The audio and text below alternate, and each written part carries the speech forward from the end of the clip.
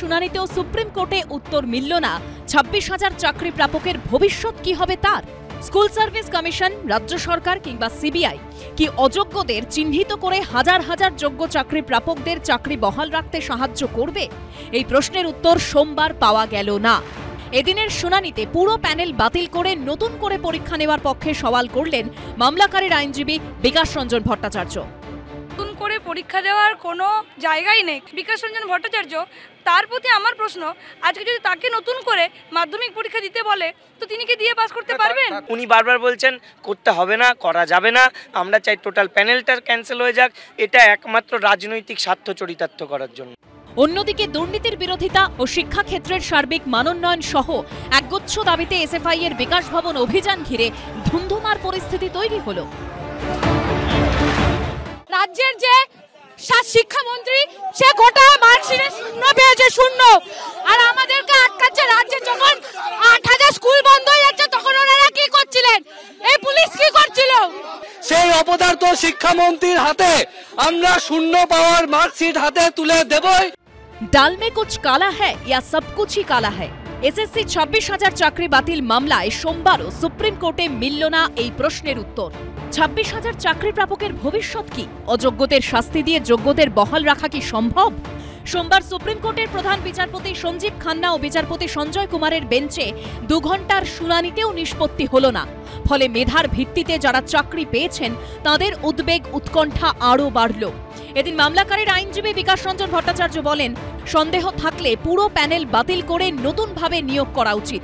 তখন প্রধান বিচারপতি সঞ্জীব খান্না বলেন, নতুনভাবে নিয়োগ মানে অনেক সমস্যা। বিকাশ রঞ্জন ভট্টাচার্য বলেন, কিছু ঝামেলা সহ্য করে শুধুমাত্র যারা পরীক্ষায় বসেছিলেন তাদের সুযোগ দিতে হবে। যারা ইল্লিগালি অ্যাপয়েন্টেড হয়েছে এবং তারা তো আইডেন্টিফাইড, তারা সিবিআই লিস্টে আইডেন্টিফাইড। এবং বিকাশ রঞ্জন স্যার যিনি ইল্লিগাল ক্যান্ডিডেটসদের কথা বারবার বলছে, 0 এমআর শিট সেখান থেকে 53 করা হয়েছে, সেই প্রুফগুলো ওনারা কোথা থেকে পেলেন? ওনারা তো পেলেন সিবিআই রিপোর্ট থেকে। তার মানে ওনারাও সিবিআই রিপোর্টটা মেনে নিচ্ছেন।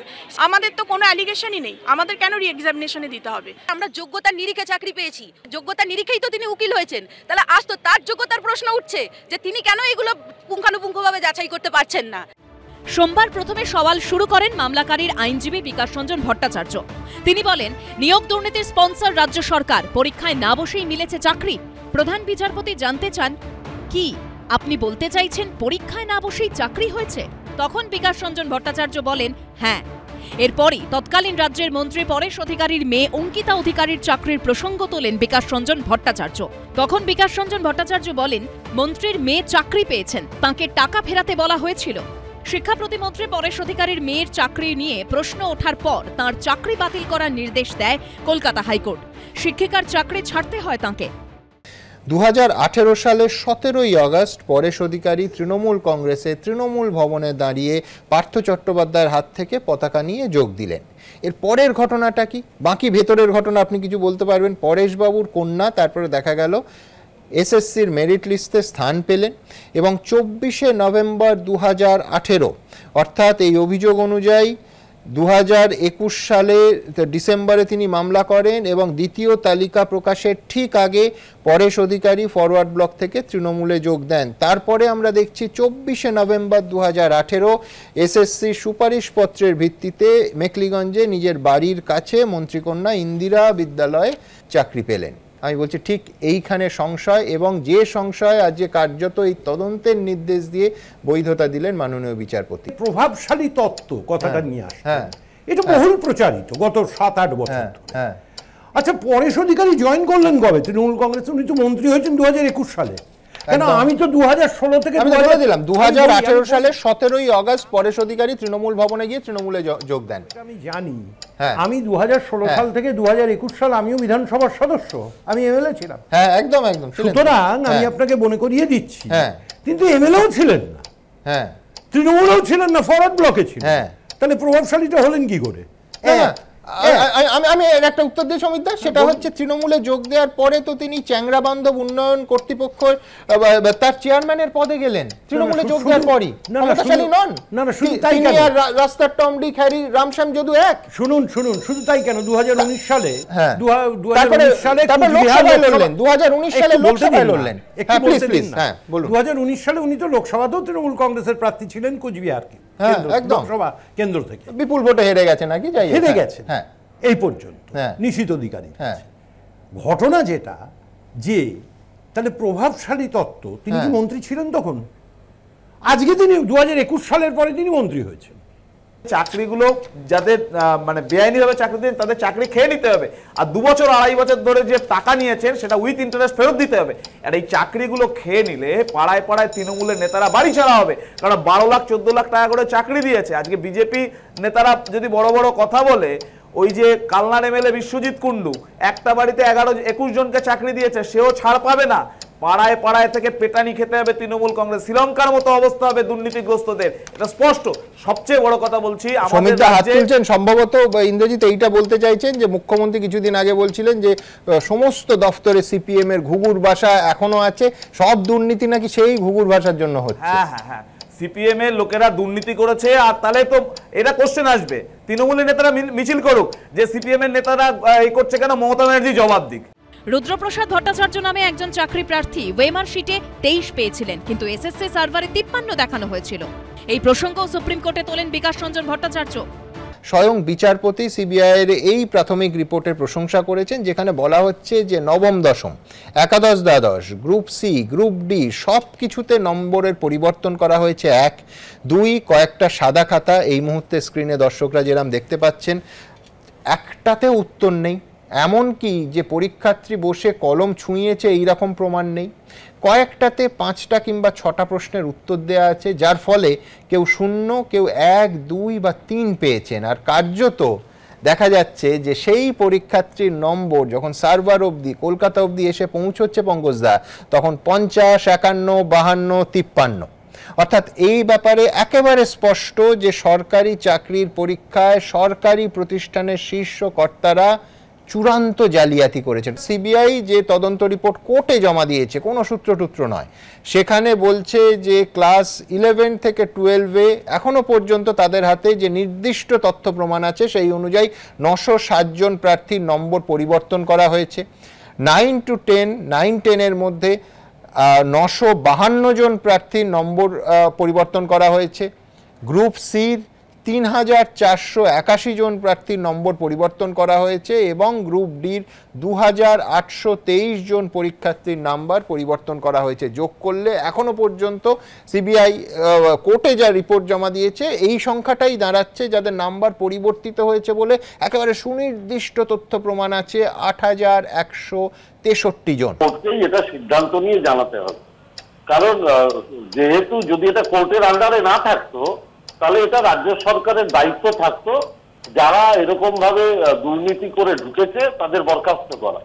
কিন্তু যেহেতু এর আগে কোর্ট কাকে চাকরি থেকে সরিয়ে দেওয়া হবে সেই রায় দিয়েছে, কাকে চাকরি দিতে হবে সেই রায় দিয়েছে, অতএব রাজ্য সরকারও অপেক্ষা করে আছে কবে কোর্ট বলে দেবে যে এদের ক্ষেত্রে আমরা দেখেছি 2 রকমের ব্যাপার আছে, অতএব রাজ্য সরকারকে এটা বলা হচ্ছে যে এদের বরখাস্ত করা হোক। রাজ্য সরকার নিশ্চিতভাবে আমি বলছি পার্থদা এটা অভিমানের মতো শোনাচ্ছে যে কোর্ট আগে বলেছে। আমি বলছি রাজ্য সরকার বরঞ্চ এই ঘোষণা করা হয়েছিল যে কারুর চাকরি যাবে না, তা কেন? যারা বেআইনি ভাবে ঘুষ দিয়ে ঢুকেছে তাদের বরখাস্ত করা উচিত। তো যেটা হাইকোর্ট এর আগে বরখাস্ত যাকে করেছে পরেশ অধিকারীর মেয়ে, রাজ্য সরকার তার পাশে গিয়ে দাঁড়ায়নি। আবার যাকে বলা হয়েছে চাকরি দেওয়া হোক তাকে জয়েনিং লেটার দিতেও রাজ্য সরকার দেরি করেনি, অর্থাৎ রাজ্য সরকার আদালতকে মান্যতা দিচ্ছে। ওনারা যেটা মুখে বলেন সেটা কোনোটাই করেন না, আর যেটা করেন সেটা সিবিআই আর ইডির সামনে ছাড়া কারোর কাছে বলেন না। প্রশ্নটা হচ্ছে এই ঘুষ দেওয়া ছেলে মেয়েগুলো, আমরা এদের সমর্থন করি না, কিন্তু এটাও ঠিক কেউ কেউ চাকরির প্রয়োজনে হয়তো মায়ের গয়না বেচে বাবার পিএফ এর টাকা কিংবা বাড়ির জমি বিক্রি করেছে। এবার সরকার ওদের নিশ্চয়ই নির্দেশ দেবে যে এই টাকাগুলোও তোমাদের ফেরত দিতে হবে, তখন এদের কাছে দেওয়ার মতন কিডনি ছাড়া আর কিছুই থাকবে না। তখন এর দায়ে এই পার্থদারা জানে যদি এদের তাড়িয়ে দেয় এরা বাড়ি ঘেরাও করবে, এরা বাড়িতে হামলা করবে। পার্থদার মতন লোকেদের হয়তো নয়, ভালো লোক হতে পারে, বাকিদের গাছে বেঁধে মারবে। এরপর বিকাশ রঞ্জন ভট্টাচার্য দুজনের উদাহরণ দেন যাদের প্যানেলের মেয়াদ শেষ হওয়া সত্ত্বেও নিয়োগের জন্য সুপারিশ করা হয়েছিল। বিকাশ রঞ্জন ভট্টাচার্য বলেন, এটা প্রাতিষ্ঠানিক দুর্নীতি। এই দুর্নীতি এমনভাবে করা হয়েছিল পরে যাতে কেউ অবৈধ নিয়োগ খুঁজে বার করতে না পারে। হাইকোর্টের ডিভিশন বেঞ্চ সুযোগ দিলেও যোগ্য অযোগ্য আলাদা করা হয়নি। এমনভাবেই দুর্নীতি হয়েছে যাতে কতজন পরীক্ষার্থী অবৈধভাবে চাকরি পেয়েছেন এটা বার করা সম্ভব হয়নি। সোনা এবং গয়না বাদে মন্ত্রীর বাড়ি থেকে 50 কোটি টাকা পাওয়া গেছে। তার যুক্তির সমর্থনে বাক কমিটির তদন্তে উঠে আসা তথ্য তুলে ধরেন। এরপর বিকাশ রঞ্জন ভট্টাচার্য বেশ কিছু অবৈধ নিয়োগের কথা উল্লেখ করেন। তখন প্রধান বিচারপতি জানতে চান, এটাই কি নির্দিষ্ট সংখ্যা? তখন বিকাশ রঞ্জন ভট্টাচার্য বলেন, না, নির্দিষ্ট সংখ্যাটি বোর্ডও বলতে পারেনি। বোর্ড জানিয়েছে এটি এখনো পর্যন্ত পাওয়া সংখ্যা। যোগ্য অযোগ্যের পৃথকীকরণের সওয়াল জবাব কলকাতা হাইকোর্টে হয়নি, এটি একটি উদাহরণ। বিকাশ রঞ্জন ভট্টাচার্য বলেন, 4 ধরনের পদের জন্য পদের সংখ্যার থেকেও বেশি নিয়োগ হয়েছে। এই বাড়তি চাকরি কারা পেয়েছে কিভাবে চিহ্নিত করা হবে? আমরা তো চেয়েছি যে সমস্ত অ্যাপয়েন্টটাই ইলিগাল অ্যাপয়েন্টমেন্ট হলে সেখানে মেরিট ডিমেরিটে প্রশ্ন আসে না, তাহলে ফ্রেশ রিক্রুট করো। সেখানে জজের ধারণা ছিল ফ্রেশ রিক্রুট মানে আবার সবাইকে ডাকবে, সেটা ক্ল্যারিফাই করলাম সবাইকে কেন, যারা তখন অ্যাপিয়ার করেছিল তাদেরই আবার চান্স দেওয়া হোক, তারা ফ্রেশ পরীক্ষা দিয়ে আসবে। এবং তার জন্য যদি বয়সটা কোনো বাধা হয় সেটাকে কন্ডন করে দাও। সেগ্রিগেশন সম্ভব না, সমস্ত প্রসেসটা ইলিগাল হয়েছে। যখন কোনো প্রসেস ইলিগাল হয় তখন সেখান থেকে ভালো মন্দ বাঁচা যায় না। এটা আমাদের ইনস্টিটিউশনাল করাপশন। এই জন্যেই যে করাপশনটা হয়েছে মূলত সরকার এবং এসএসসির মদতে। বিকাশ রঞ্জন ভট্টাচার্যরা সম্পূর্ণভাবে ছাত্রছাত্রী কর্মপ্রার্থীদের ভবিষ্যৎ নষ্ট করে নিজেদের রাজনৈতিক হতাশার যে বহিঃপ্রকাশ সেইগুলো প্রকাশ করছেন। তারা চান না এটা সমস্যার সমাধান হোক, তারা চান না ছেলেমেয়েরা চাকরি পাক। এরা মামলা করে করে করে করে তাদেরকে বাধা দিচ্ছে, আটকে রাখছে।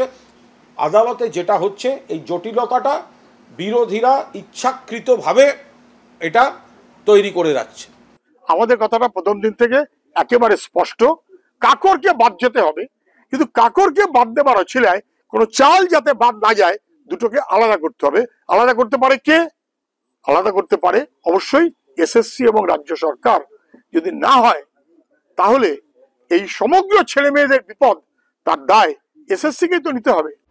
মামলাকারীর আইনজীবী বিকাশ রঞ্জন ভট্টাচার্য বলেন, সন্দেহ থাকলে পুরো প্যানেল বাতিল করে নতুনভাবে নিয়োগ করা উচিত। তখন প্রধান বিচারপতি বলেন, নতুনভাবে নিয়োগ মানে অনেক সমস্যা। বিকাশ রঞ্জন ভট্টাচার্য বলেন, কিছু ঝামেলা সহ্য করে শুধুমাত্র যারা পরীক্ষায় বসেছিলেন তাদের সুযোগ দিতে হবে। প্রধান বিচারপতি বলেন, শুধু যারা পরীক্ষা দিয়েছিলেন। বিকাশ রঞ্জন ভট্টাচার্য বলেন, হ্যাঁ, এবং বয়সসীমা তুলে দেওয়া দরকার। পুরো নিয়োগ প্রক্রিয়া কলুষিত হয়ে গেছে, এটা নতুন করে করা হোক। এই বলে নিজের সওয়াল শেষ করেন বিকাশ রঞ্জন। বিকাশবাবু বঞ্চিতদের হয়ে কখনোই কথা বলেন না। নতুন করে পরীক্ষার একটা প্রস্তাব মাননীয় প্রধান বিচারপতির কাছে দিয়েছেন। তো আমরা বলছি, নতুন করে পরীক্ষা নেওয়া মানে আবার দীর্ঘসূত্রিতা, এবং সেখানে যে নতুন করে দুর্নীতি হবে না এর গ্যারান্টি কিন্তু কেউ দিতে পারে না। সুতরাং আমরা চাইছি প্যানেলটা রেকটিফাই হোক। এদিন বিভিন্ন পক্ষের আইনজীবীদের প্রধান বিচারপতি বলেন, কেন পুরো নিয়োগ প্রক্রিয়া কলুষিত হলো? যোগ্য অযোগ্য কি পৃথক করা সম্ভব? এক আইনজীবী বলেন, এটা 500 কোটির দুর্নীতি। প্রত্যেক প্রার্থী 7 থেকে 10 লক্ষ টাকা করে দিয়েছেন। 10ই ফেব্রুয়ারি দুপুর 2টোয় ফের এই মামলার শুনানি হবে সুপ্রিম কোর্টে।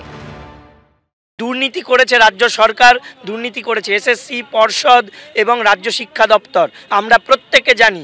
কিন্তু যারা করলো এবং যারা করালো তারা কিন্তু অলরেডি চিহ্নিত। তাদেরকে বাদ দিয়ে যাদের নামে কোনো অভিযোগ নেই তাদেরকে কেন চাকরির নিশ্চয়তা দেওয়া হবে না?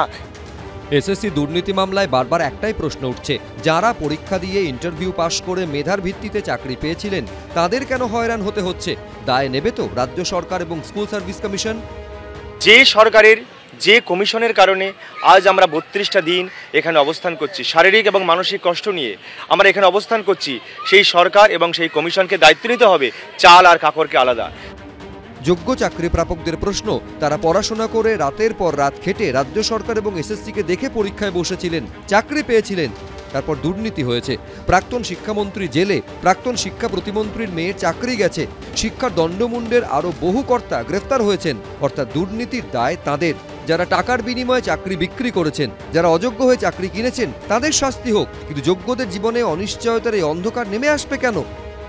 আমরা 9 বছর আগে পরীক্ষা দিয়ে 2016 সালে পরীক্ষা দিয়ে আবার কেন 2025 এই কথা শুনতে হচ্ছে যে আমাদের পরীক্ষা দিতে হতে পারে? এই কথাটা শুনতে হচ্ছে কেন?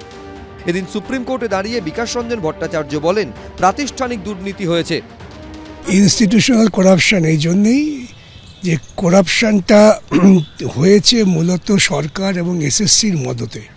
তা না হলে হঠাৎ করে সুপারনিউমারি পোস্ট তৈরি করবে কেন?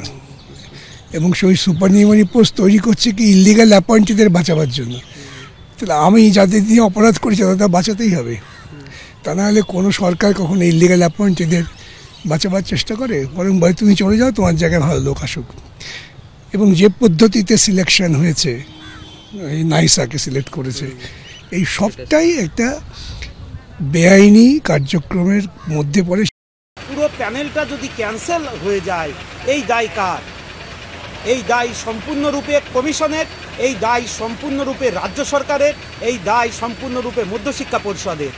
কমিশন এখনো সঠিক রাস্তা কোর্টকে দেখাতে পারেনি, কোর্টকে এখনো পর্যন্ত সাবমিশন করেনি যে এই পন্থায় আমরা সেগ্রিগেশন করতে পারি, এই পন্থায় আমরা সেগ্রিগেশন করে দুর্নীতিবাজদের হটিয়ে দিয়ে যারা জেনুইন প্রার্থী তাদেরকে রাখবো, আর যারা বঞ্চিত হয়েছে তাদেরকে চাকরি দেব। সিপিএম থেকে বিজেপি সমস্বরে বলছে, দুর্নীতির দায় নিতে হবে রাজ্য সরকার এবং স্কুল সার্ভিস কমিশনকেই। যোগ্যরা যাতে বঞ্চিত না হয় তাও সুনিশ্চিত তাদেরই করতে হবে।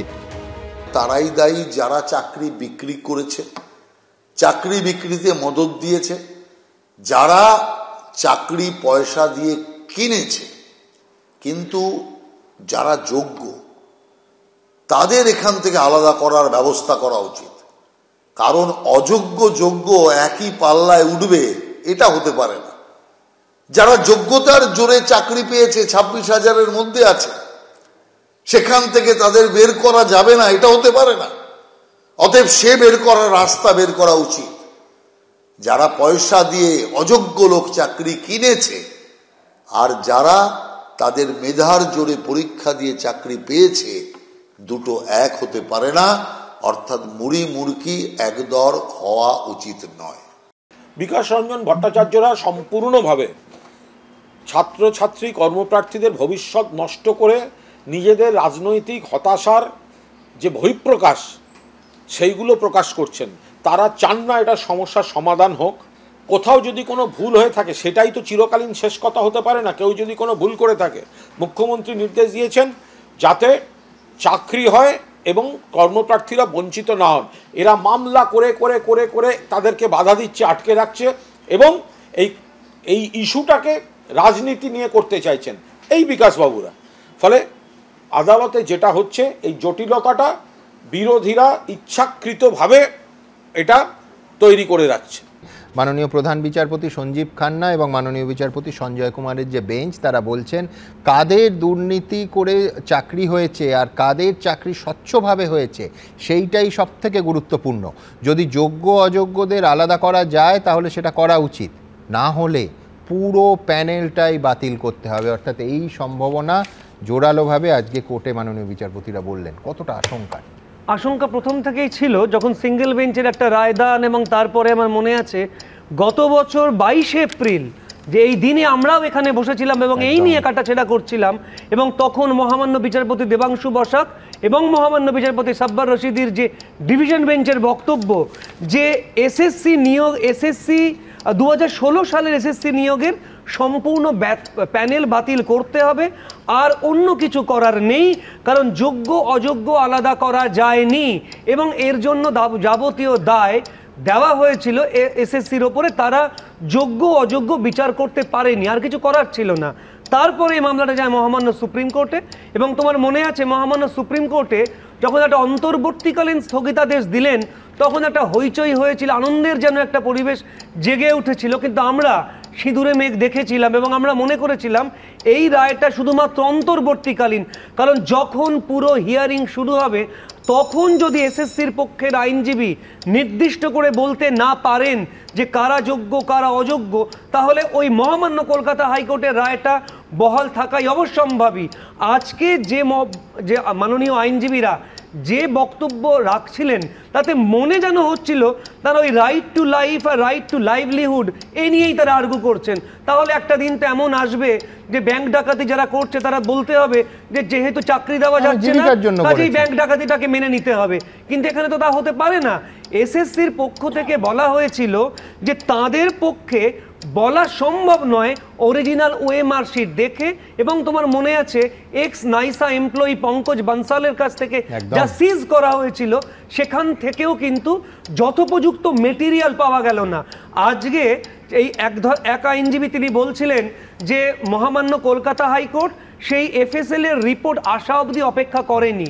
তখন মহামান্য চিফ জাস্টিস অফ ইন্ডিয়া তিনি পরিষ্কার বললেন যে দুটো ভাগ, একদল ম্যানিপুলেট করে চাকরি পেয়েছে, তারা র্যাঙ্ক জাম্প করেছে, তারা দুর্নীতি করেছে, সাদা খাতা জমা দিয়েছে, আমরা তাদের বাঁচতে পারছি না। আর এক দল যে তারা দুর্নীতি করেনি, এবং বিশ্বাস করো আমার কাছেও প্রচুর মানুষ এসেছেন যারা সারা জীবনে কোনোদিন ফেল করেননি, তারাও কিন্তু এই চাকরি প্রাপক ছিলেন। তাদের আজকে কি অবস্থা হবে, তারা কোথায় যাবেন? কিন্তু মনে রেখো, স্বাধীনতার আগে বা পরে একসঙ্গে 26,000 মানুষের এবং তার সঙ্গে আরো 4 জন করে যোগ করলে একটা বড় সংখ্যক মানুষের জীবন জীবিকার এই অবস্থা আমরা আগে কোনো দিন দেখিনি, এবং এর জন্য দায় কিন্তু এসএসসি কে নিতে হবে এবং রাজ্য সরকারকে নিতে হবে।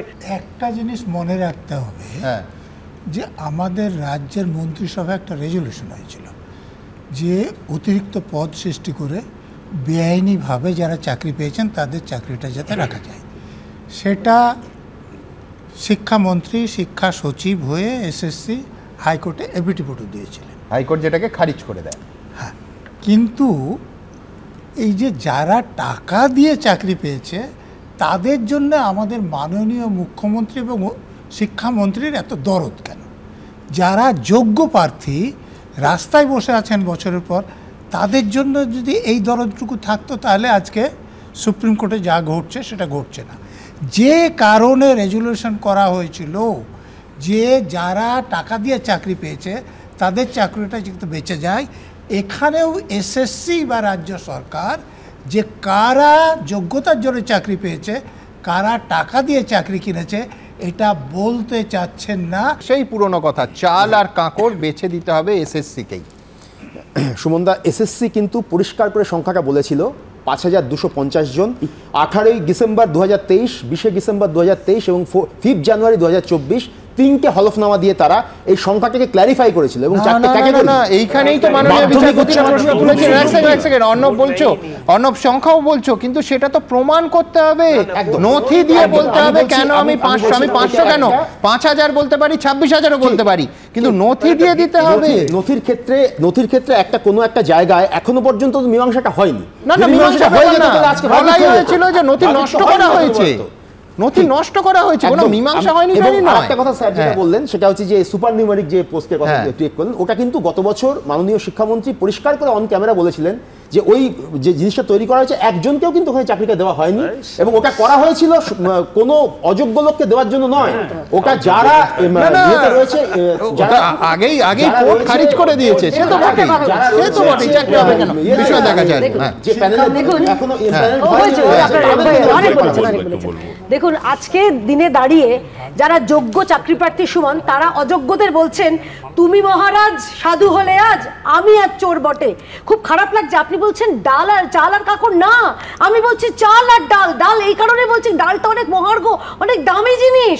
এই ডাল যারা, অর্থাৎ যারা অযোগ্য চাকরি প্রার্থী তাদের পয়সা দিয়ে চাকরি পেয়েছেন, তাদেরকে কি করে সরিয়ে দেওয়া হয়? তাদেরকে রাখার জন্য, চাকরি রাখাতে বহাল রাখার জন্য শিক্ষামন্ত্রী থেকে মুখ্যমন্ত্রীর কি উদ্বেগ, তাদের কি উদ্বেলতা আমরা দেখেছি। তিনি বলছেন যে সুপার নিউমেরারি করে তাদের রাখা হবে, কিসের জন্য? তারা ঘুষ দিয়ে চাকরি পেয়েছেন, এবং আমি দায়িত্ব নিয়ে বলছি খোঁজ নিয়ে দেখবেন, কিছু লোক হয় ঘুষ দিয়ে পেয়েছেন আর অধিকাংশ লোক তৃণমূলের বাড়ির লোক, তৃণমূলের নিজেদের লোকাল নেতা, তাদের স্ত্রী বা তাদের বাড়ির লোক। আমি বলছি যে ভোটে জেতা সরকার চাকরি বিক্রি করে, চাকরি চুরি করে শুধু আমাদের রাজ্যের স্কুল বা পড়াশোনাকেই বিপদে ফেলেনি, এই অসংখ্য যোগ্য ছেলেমেয়ে যারা চাকরি করতে পারতো বহাল তবিয়াতে তাদেরও বিপদে ফেলেছে।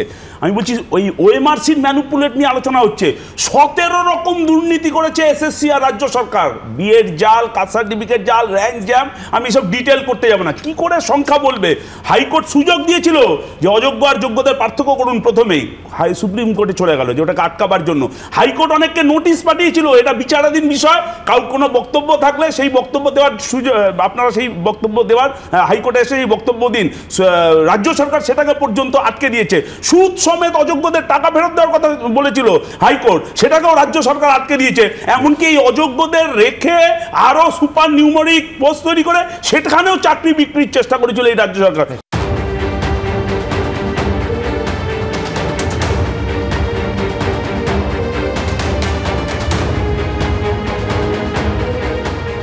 নিয়োগ বাতিল মামলায় সুপ্রিম কোর্টের শুনানির দিনই নিয়োগ দুর্নীতির প্রতিবাদে নিয়োগে স্বচ্ছতা আনার দাবি, রাজ্যের শিক্ষা ব্যবস্থার সর্বত্র দুর্নীতির অভিযোগে সিপিএমের ছাত্র সংগঠন এসএফআই এর শিক্ষা ভবন বিক্ষোভ ঘিরে রণক্ষেত্রের চেহারা নিল সল্টলেক।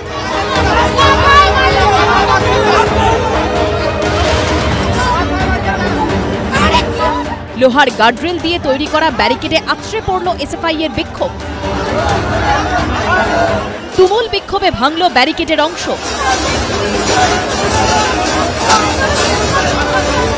চলল পুলিশের সঙ্গে তুমুল ধস্তাধস্তি। পাল্টা ধরপাকড় শুরু করল পুলিশ।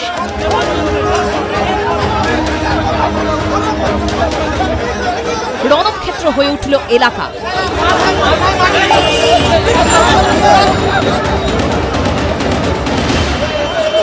পুলিশের সঙ্গে তাদের তুমুল ধস্তাধস্তি চলছে। হায়ার সেকেন্ডারি স্কুলগুলো বন্ধ হচ্ছে, কলেজগুলো ছাত্র সংসদ নির্বাচন নেই, কলেজের মধ্যে থেকে আমার অধিকারকে নষ্ট করছে, শিক্ষার কোনো জায়গা নেই, তারপর চাকরিতে দুর্নীতি, সমস্ত কিছুর বিরুদ্ধে আমরা যেতে চাইছি। মমতা ব্যানার্জির দালাল এদের চারটে জুটো টাকা সাদা করে ফেলেছে, এটা আমাদের যেতে দিতে চাইছে না। সোমবার দুপুর 2টোর পর থেকেই বিকাশ ভবনের মূল গেটের সামনে জড়ো হয়েছিলেন সিপিএমের ছাত্র সংগঠন এসএফআই এর কর্মী সমর্থকরা। আড়াইটের কিছু পরে হঠাৎ 3 দিক থেকে এসএফআই এর একাধিক মিছিল বিকাশ ভবনের দিকে আসতে থাকে। সেখানে ঢুকতে গেলে পুলিশ বাধা দেয়। বিকাশ ভবনের গেটে গার্ডরেল দিয়ে ত্রিস্তরীয় ব্যারিকেড তৈরি করে আগে থেকেই প্রস্তুত ছিল পুলিশ। এসএফআই কর্মী সমর্থকরা সেখানে পৌঁছেই গার্ডরেল ভেঙে ভিতরে ঢোকার চেষ্টা করতে শুরু করেন। পুলিশের সঙ্গে তাদের ধস্তাধস্তি শুরু হয়ে যায়। পাল্টা ধরপাকড় শুরু করে পুলিশ।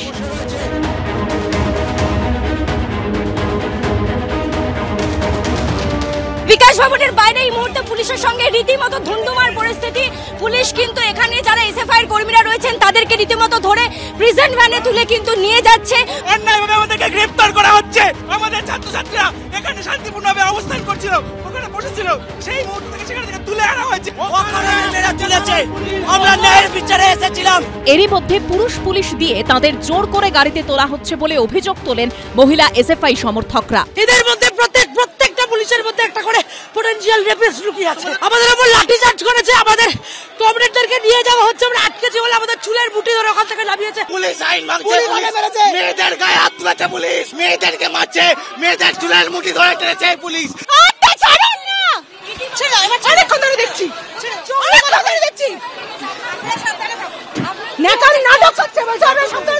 এরই মধ্যে এসএফআই এর রাজ্য সম্পাদক দেবাঞ্জন দের নেতৃত্বে একদল কর্মী সমর্থক বিকাশ ভবনের ভিতরে ঢুকে যায়। বাইরের পাশাপাশি ভিতরেও শুরু হয়ে যায় স্লোগান। বিকাশ ভবনের ভিতরের গেটে সেঁটে দেওয়া হয় পোস্টার। অন্যদিকে রাস্তায় অসুস্থ হয়ে পড়েন এসএফআই এর কর্মী। একজন এসএফআই কর্মী রীতিমতো অসুস্থ হয়ে পড়েছে। তৃণমূল সরকারের শিক্ষা দপ্তরের বিরুদ্ধে ডেপুটেশন দিতে এসেছিল, আমাদের কমরেডদের মেরেছে, বুকে ওর লাঠি লেগেছে, এখন শ্বাস নিতে পারছে না ছেলেটা। প্রায় 1 ঘন্টা ধরে তুলকালাম পরিস্থিতি চলে। এসএফআই রাজ্য সম্পাদক দেবাঞ্জন, তাকে কিন্তু পুলিশ চ্যাংদোলা করে তুলে নিয়ে যাচ্ছে। যেগুলো এমনি ড্রেসের পুলিশ, এগুলো আসলে তৃণমূল। বাইরে এই পড়ে আছে, আর ভেতরে সব তৃণমূলের সান্ডো গেঞ্জি পরে আছে। শেষে এসএফআই এর একাধিক নেতাকর্মীকে আটক করে পুলিশ। পশ্চিমবঙ্গের শিক্ষা ব্যবস্থাটাকে শেষ করে দিয়ে গেছে সিপিএম। তাদের এসএফআই এসে আবার বড় বড় কথা বলবে। যারা প্রাথমিকে ইংরেজি তুলে দিয়েছিল, যারা কম্পিউটার ঢুকতে দেয়নি, যে সিপিএম, যেখানে সিপিএমের একটা শব্দ এক নেতার নামে চালু হয়ে গেছিল, সমস্ত পদ ইত্যাদি, হোল টাইমারদের বাড়ির লোকের চাকরি মানে শিক্ষক শিক্ষিকা চিরকুটে চাকরি, তাদের অধিকাংশের হদিশ পাওয়া যাবে না। এরকম নেতা নেত্রীও আছেন যারা পড়েছেন হয়তো অন্য স্ট্রিমে, আর ল্যাবরেটরি অ্যাসিস্ট্যান্টে চাকরি করছেন অন্য স্ট্রিমে, এগুলো সব সিপিএম বলেই সব হয়ে গেছে। অন্যদিকে কর্মী সমর্থকদের আটক করার প্রতিবাদে করুণাময়ীর কাছে পথ অবরোধ করে এসএফআই। পরে সেখান থেকেও পুলিশ তাদের সরিয়ে দেয়। এসএফআই এর অভিযোগ, তাদের বহু কর্মী সমর্থক আহত হয়েছে। অন্যদিকে আহত হন পুলিশ অফিসার কর্মীও। তাদের মধ্যে রয়েছেন বিধাননগরের অ্যাডিশনাল ডেপুটি কমিশনার মনীষ যোশী। প্রথম থেকেই যদি এসএসসি তার নিজের যথার্থ ভূমিকা পালন করত, যদি সরকারের বারবার বলছি যদি একটা কন্ট্রোল থাকতো, কারণ এটা তো পশ্চিমবঙ্গের বাইরে নয় এসএসসিটা, সরকারের যদি একটা গুড গভর্নেন্স থাকতো তাহলে কিন্তু আজকে এই যে একটা পরিকল্পিত দুর্নীতি সেটা কিন্তু সংগঠিত হতেই পারতো না। এবার এখন যেটা প্রথম বলার যে আমাদের সম্মানের ক্ষেত্রে যেটা বললেন, এটা কিন্তু মানে আমরা কেউ ভুলে যেতে পারি না, আমরা যারা শিক্ষক তারা কিন্তু প্রত্যেকেই আমরা মা সরস্বতীর প্রতিনিধি। আজকে ক্রমাগত এই শিক্ষক এবং শিক্ষার প্রতি যে অসম্মান চলছে তার অবসান অবিলম্বে প্রয়োজন।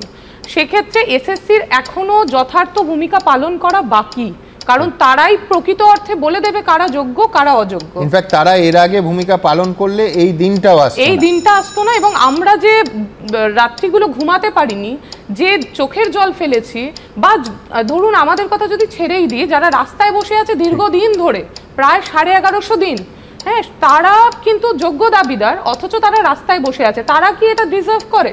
আজকে যদি এসএসসি যথার্থ ভূমিকা পালন করতো তাদের চাকরি কবে পেয়ে যাওয়ার কথা। অনেকের তাদের কোর্টে আসার মতো সামর্থ্য নেই, ফিনান্সিয়ালি চ্যালেঞ্জড, তারা পারেনি, সে জায়গা থেকে কিন্তু তারা রাস্তায় বসে আছে। তো সেখানে এসএসসির আজও সময় আছে যথার্থ ভূমিকা পালন করার। তারা যদি বলে দেয় তারা যদি অযোগ্য কারা এবং যোগ্য কারা, অযোগ্যদের সিস্টেম থেকে বার করার ক্ষেত্রে যাতে কড়া পদক্ষেপ যদি গ্রহণ করে, তাহলে কিন্তু যারা রাস্তায় বসে আছে তারা তাদের যোগ্য সম্মানটা ফিরে পায়। মাননীয় প্রধান বিচারপতি নিজেই প্রশ্ন তোলেন যে 2016 নিয়োগ প্রক্রিয়ায় অতিরিক্ত শূন্যপদ তৈরি করা হলো 2022-এ, এটা কেন হচ্ছে, এটা কেন তৈরি হলো? স্বয়ং প্রধান বিচারপতি এই প্রশ্ন তুলেছেন। প্রক্রিয়া সমাপ্তি হয়ে গেল 2019 সালে। একদম। তাহলে নিয়োগ কি এমন পরিস্থিতি হলো যেখানে আমাকে অতিরিক্ত শূন্যপদ তৈরি করতে হতো?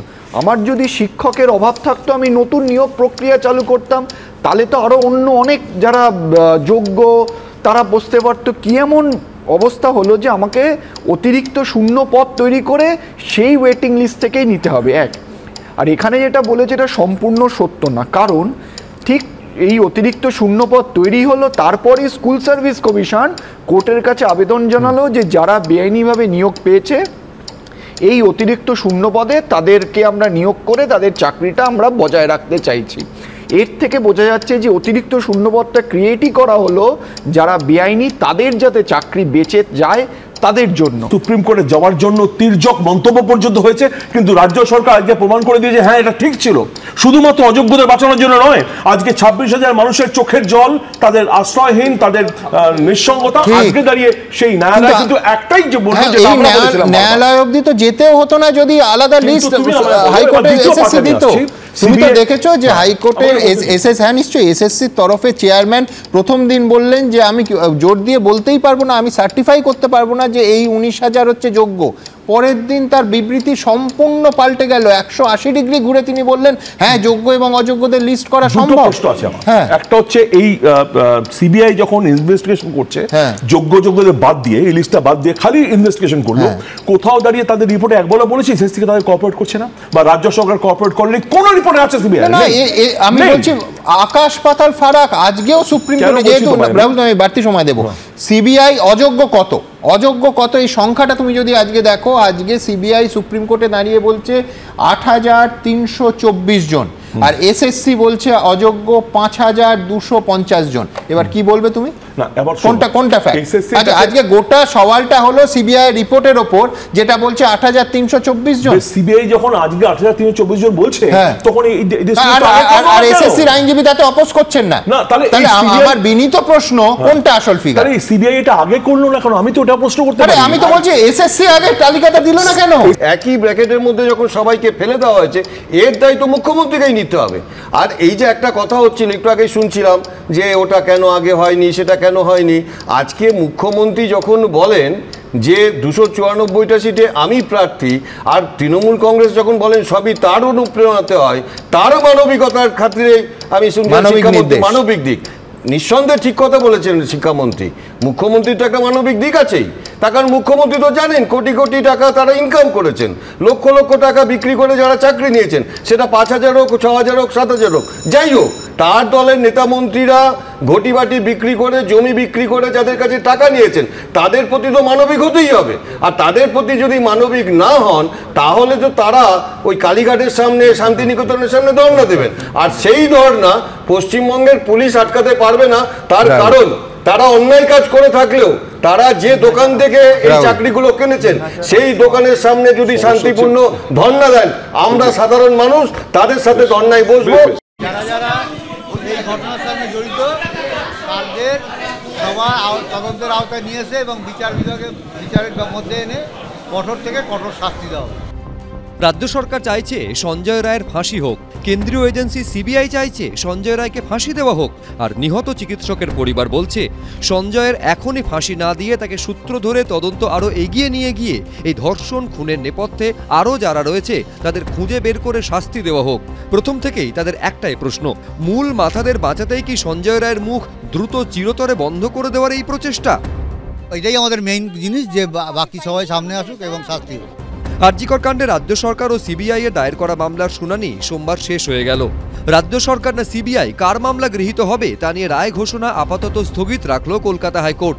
আরজিকর কাণ্ডে ধৃত কলকাতা পুলিশের সিভিক ভলেন্টিয়ার সঞ্জয় রায়কে আমৃত্যু কারাবাসের শাস্তি দিয়েছে শিয়ালদা আদালত। তড়িঘড়ি সেই রায়কে চ্যালেঞ্জ করে ফাঁসির দাবিতে কলকাতা হাইকোর্টে মামলা করে রাজ্য সরকার।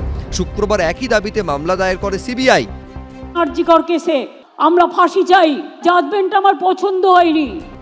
সঞ্জয় রায়কে দ্রুত ফাঁসিতে ঝোলাতে রাজ্য সরকার এত তৎপর কেন? প্রথম থেকে এই প্রশ্ন তুলেছে নিহত চিকিৎসকের পরিবার। কোনো প্রমাণিত উনি রাখেননি, যাতে শেষ প্রমাণটুকুও লোপাট করা যায়, তার জন্য মরিয়া হয়ে উঠেছেন উনি। এদিকে সিবিআই নিজে ফাঁসির জন্য কলকাতা হাইকোর্টে আবেদন করলেও রাজ্য সরকারের ফাঁসি চাওয়ার এখতিয়ার নেই বলে দাবি করে তারা। এই প্রেক্ষিতে সোমবার জোড়া আবেদনের শুনানি হয় কলকাতা হাইকোর্টের বিচারপতি দেবাংশু বসাক ও বিচারপতি মোহাম্মদ শব্বর রশিদি ডিভিশন বেঞ্চে। রাজ্যের তরফে অ্যাডভোকেট জেনারেল 1976, 2003 এবং 2010 সালের সুপ্রিম কোর্টের 3টি নির্দেশনামা দেখিয়ে দাবি করেন রাজ্য সরকারও শাস্তি বাড়ানোর পক্ষে সওয়াল করতে পারে।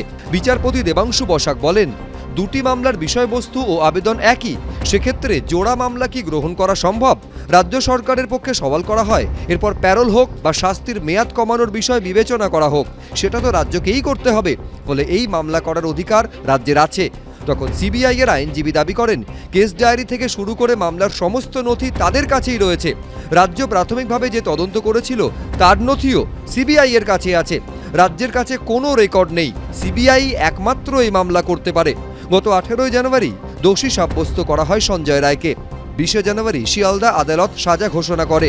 এদিন সিবিআই এর আইনজীবী দাবি করেন রাজ্য বিচার প্রক্রিয়ায় ছিল না, তারা আবেদনও করেনি, হঠাৎ করে এখন তারা কেন উৎসাহী হয়ে পড়েছে তা অজানা। এক্ষেত্রে রাজ্য এই মামলা করতে পারে না। বিচারপতি বসাক প্রশ্ন করেন, দুটি বিধিবদ্ধ সংস্থা যদি একই উদ্দেশ্যে মামলা করে তাহলে আইনের খুঁটিনাটি নিয়ে এত সওয়াল জবাব কেন? পাশাপাশি সিবিআইকে বিচারপতি বসাকের প্রশ্ন, আপনাদের এই মামলা কে দাখিল করেছেন? সিবিআই উত্তর দেয়, কেন্দ্র দ্বারা নিযুক্ত বিশেষ সরকারি কৌঁসুলি। রাজ্য সরকারের পক্ষে সওয়াল করা হয়, যদি কেন্দ্রীয় এজেন্সি মনে করে যে এই মামলার ক্ষেত্রে বিশেষ সরকারি কৌঁসুলি নিয়োগ করবে তাহলে সেটা হাইকোর্টের সঙ্গে আলোচনা করে নিযুক্ত করতে হবে। এক্ষেত্রে সেটা কি করা হয়েছে? বিচারপতি বসাক রাজ্য সরকারের কাছে জানতে চান, আপনি কি চাইছেন যে এই যুক্তিতে সিবিআই এর মামলা যেন গ্রহণ না করা হয়? আমাদের মতে এই ধরনের আলোচনার প্রয়োজন নেই। সুপ্রিম কোর্টের গাইডলাইন আছে, এই ধরনের ক্ষেত্রে পৃথক মামলা হলে ইনভেস্টিগেটিং এজেন্সিকে প্রাধান্য দেওয়া হোক, অন্যদের বক্তব্য শোনার প্রয়োজন পড়ে না। রাজ্য সরকার ও সিবিআই যখন একই দাবিতে মামলা করেছে, সেখানে উল্টো দাবি করেন নিহত চিকিৎসকের পরিবার। পরিবারের আইনজীবী বলেন, আমরা ফাঁসি চাইছি না, কারণ ঘটনায় সঞ্জয় একা জড়িত নন, আরও যারা ছিল তাদের বিরুদ্ধে ব্যবস্থা নেওয়া হোক, তাই আরও বিস্তারিত তদন্ত চাই। সিবিআই তো কাজই করছে না, সে তার প্রমাণ শিয়ালদা আদালত রেখেছেন, তার রায়ের কপিতে উল্লেখ করেছেন। রাজ্য সরকার, রাজ্য পুলিশ আমাদের ডুবিয়েছে, এখন সিবিআইও ডুবাচ্ছে। এবার আমরা কার কাছে যাব সেটা আমি হাইকোর্টের মহামান্য বিচারকের কাছে প্রশ্ন রেখেছি এবং তিনি যা ভালো বুঝবেন তাই করবেন। আমরা চাইবো যারা আমার মেয়ের খুনের সঙ্গে জড়িত, এবং সিবিআই বা পুলিশ প্রথমে বলেছে তথ্য প্রমাণ লোপাট হয়েছে, যারা তথ্য প্রমাণে লোপাট জড়িত সবাই সামনে আসুক, সবাই তদন্ত অনুযায়ী দোষী সাব্যস্ত হোক এবং সুবিচার পাই। রাজ্য সরকার চাইছে সঞ্জয় রায়ের ফাঁসি হোক, সিবিআই চাইছে সঞ্জয় রায়কে ফাঁসিতে ঝোলানো হোক, কিন্তু নিহত চিকিৎসকের পরিবার বলছে এখনই নয়, এই ঘটনায় জড়িত সবাইকে আগে খুঁজে বের করা হোক। অর্থাৎ একটা বিষয় স্পষ্ট, নিহত চিকিৎসকের পরিবার মনে করছে সঞ্জয় রায়ের ফাঁসি হয়ে গেলে এই মামলা রহস্যই থেকে যাবে, আর কারা এর সঙ্গে জড়িত, কি তাদের ভূমিকা, তা কোনোদিন সামনে আসবে না। অতি সক্রিয়তা কেন সেটা জানি না, কি খেলা গেম এনার পেছনে আছে, উনি একজন বড় রাজনীতিবিদ, কে আমাদের মুখ্যমন্ত্রী, তোরা রাজনীতি নিশ্চয়ই ওনার সেই জন্যই নির্দেশ দিয়েছেন এরকম। রাজ্য সরকার অতি সক্রিয়তা দেখিয়েছে, এটাই আমাদের বক্তব্য, এছাড়া কিছুই নেই। আর যখন আমার মেয়ে মারা গেছিল তদন্তের ব্যাপারে কোনো সক্রিয়তা দেখায়নি, এখন এত সক্রিয়তা কেন দেখাচ্ছে, দ্বিচারিতা কেন করছে, এটা আমার ভালো লাগছে না। তাই নিহত চিকিৎসকের পরিবার চাইছে আপাতত শিয়ালদা আদালতের রায় বহাল রেখেই তদন্তকে দ্রুত এগিয়ে নিয়ে যাওয়া হোক। আমরা চাইছি যারা যারা এই ঘটনার সঙ্গে জড়িত সবাই সামনে আসুন। আপনারা কি চাইছেন যে বাকি দোষীরা সামনে আসুক? একদম বাকি দোষীরা এখনো হসপিটালেই রয়েছে। কেন নিহত চিকিৎসকের পরিবার সঞ্জয় রায়ের ফাঁসি চাইছে না, এই প্রশ্ন তুলে নিহত চিকিৎসকের পরিবারকে তীব্র আক্রমণ করেছে তৃণমূল।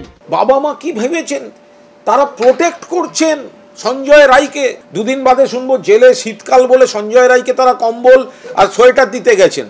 তার দুদিন বাদে শুনবো জেলে পুষ্টিকর খাবার খাওয়ানোর জন্য ওনারা সঞ্জয়ের জন্য খাবার নিয়ে যাচ্ছেন। আজকে উনি চাইলেন না, তার মানে উনি কি চাইছেন যে এরকম তাহলে ডেথ সেন্টেন্স হবে না? অন্য মহিলাদের ক্ষেত্রে যদি রেপ করে খুন করে তাহলে তাদের সেই দোষীদের মৃত্যুদণ্ড দেওয়া হবে না, এটাই উনি চাইছেন। আসলে ওনাদের এখন রাজনীতির মধ্যে ঢুকে গেছে, এটা নিয়ে ওনারা খুব ভালো রাজনীতি করতে শিখেছে। I am sorry to say. কিন্তু শাসক দলের আক্রমণের মুখে একটুও বিচলিত নয় নিহত চিকিৎসকের মা বাবা। তাদের পাখির চোখ মেয়ের নির্মম পরিণতির জন্য যারা যারা দায়ী তাদের প্রত্যেককে শাস্তির আওতায় আনা, সবাইকে তদন্তের আওতায় এনে বিচার ব্যবস্থার আওতায় এনে চরম শাস্তি দেওয়া। আন্দোলনকারী চিকিৎসক থেকে জুনিয়র চিকিৎসক প্রত্যেকে এই ইস্যুতে নিহত চিকিৎসকের পরিবারের পাশে। তাঁদেরও আশঙ্কা বাকি দোষীদের আড়াল করতেই সঞ্জয় রায়ের মুখ দ্রুত বন্ধ করে দেওয়ার চেষ্টা চলছে। সঞ্জয়ের সাথে আর কারা অভিযুক্ত, ডিএনএ সিএসএফ যে ডিএনএ মাল্টিপল ডিএনএর প্রশ্ন আসছে সেটা কারা, 176 পাতার জাজমেন্টে যে ছত্রে কলকাতা পুলিশ, টালা থানা, হসপিটাল কর্তৃপক্ষের যে উদাসীনতা, যে অপদার্থতার কথা বর্ণিত হয়েছে, তার শাস্তি কেন হবে না? এভিডেন্স টেম্পার ইনভেস্টিগেশন হাসাব যে হয়েছে তার জন্য সাপ্লিমেন্টারি চার্জশিট কবে দেওয়া হবে, কবে ক্রিমিনাল প্রসিডিং শুরু হবে, এই প্রশ্নটা, এই যাবতীয় যে প্রশ্নগুচ্ছ, এইটাকে নিয়ে আলোচনা হোক, এইটাকে নিয়ে তদন্তের গতি এর পরবর্তীকালে আগানো হোক, আমরা এইটা চাই। সারা পশ্চিমবঙ্গের মানুষ জানেন যে অভয়ার মৃত্যুর কারণ একমাত্র সঞ্জয় রায় নয়, সঞ্জয় রায় ছাড়া কে বা কারা যুক্ত হয়ে আছে এই খুনের সঙ্গে, ভয়াবহ হত্যাকাণ্ডের সঙ্গে, এইটা জানা কিন্তু অভয়ার মা বাবার কাছে যেমন জরুরি, আমাদের কাছে জরুরি, সারা পশ্চিমবঙ্গবাসীর কাছে জরুরি। মোটিভটা না জানলে আগামী দিনে আরও একাধিক অভয়া হওয়ার সম্ভাবনা থাকবে। বুধবার সুপ্রিম কোর্টে আরজিকর মামলার শুনানি রয়েছে, আপাতত সেদিকেই তাকিয়ে রয়েছে মেয়েহারা মা বাবা। আমরা হাইকোর্টে 55টা কোশ্চেন রেখেছি এবং হাইকোর্ট যেহেতু সিঙ্গেল বেঞ্চে আমরা মামলাটা রেখেছি, সুপ্রিম কোর্ট থেকে ক্লারিফিকেশন আনতে হবে। সুপ্রিম কোর্ট যদি সুমোটোটা হাইকোর্টে ফেরত রিটার্ন করে দেয় তাহলে হাইকোর্টে এই মামলা শুনবেন বলেছেন তীর্থঙ্কর ঘোষের এজলাসে। সবার উপরে আস্থা আছে, যেখানে আমরা মেয়ের বিচার পাবো সেখানে আমাদের আস্থা আরো বেশি বাড়বে। আরজিকর মামলায় দ্রুত দেহদাহ করে দেওয়ার ফলে দ্বিতীয়বার ময়না তদন্ত করা যায়নি, তথ্য প্রমাণ লোপাটেরও অভিযোগ উঠছে। এই পরিস্থিতিতে সঞ্জয় রায়ের দ্রুত ফাঁসি হয়ে গেলে কি তদন্ত ব্যাহত হবে, কি মনে করছেন আইনজীবীরা? যদি আজকে এই সঞ্জয় রায়ের ফাঁসি হয়ে যায় তাহলে তো বৃহত্তর সন্দেহ কারাগারের ইনভলভমেন্টটা বেরিয়ে আসবে না, সেটা একটা কারণ। আর তার থেকে বড় কথা, তাদের যে দৃঢ় বিশ্বাস বা পশ্চিমবঙ্গের বহুত মানুষ বলুন সবাই এটা বিশ্বাস করে যে এটা একা পক্ষে সঞ্জয় রায়ের পক্ষে সম্ভব না, যে ক্রাইমের আমরা যে মাপকাঠিটা দেখেছি। তাহলে সেক্ষেত্রে যদি সঞ্জয় রায়ের ফাঁসি হয়ে যায় তাহলে বাকি যা ইনভলভমেন্টের কোশ্চেনটা আসছে সেটা কোনোভাবে আটকে যাবে। আমার মনে হয় এই বিষয়গুলো মাথায় রেখে তারা বলছে যে সঞ্জয় রায়ের ফাঁসি তারা চায় না, তারা বৃহত্তর ষড়যন্ত্রে কারাগারে ইনভলভ, সেটা তারা সামনে আসুক। হয়তো ওনারা ভাবছেন যে এখানে যেভাবে বিচারটা হয়েছিল সেই বিচারটাতে ওনারা সন্তুষ্ট নন, বা এটা ভাবতে পারেন যে এই সঞ্জয় রায় একা লোক নন, তার সঙ্গে আরও অনেকে যুক্ত আছে। আজকে সঞ্জয় রায়ের ফাঁসি হয়ে গেলে সেই সমস্ত লোকেরা হয়তো স্কট ফ্রি হয়ে যাবেন। ফাঁসি হলে সকলের একসঙ্গে শাস্তি হোক, সাজা হোক, সেটাই ওনারা হয়তো চেয়েছে।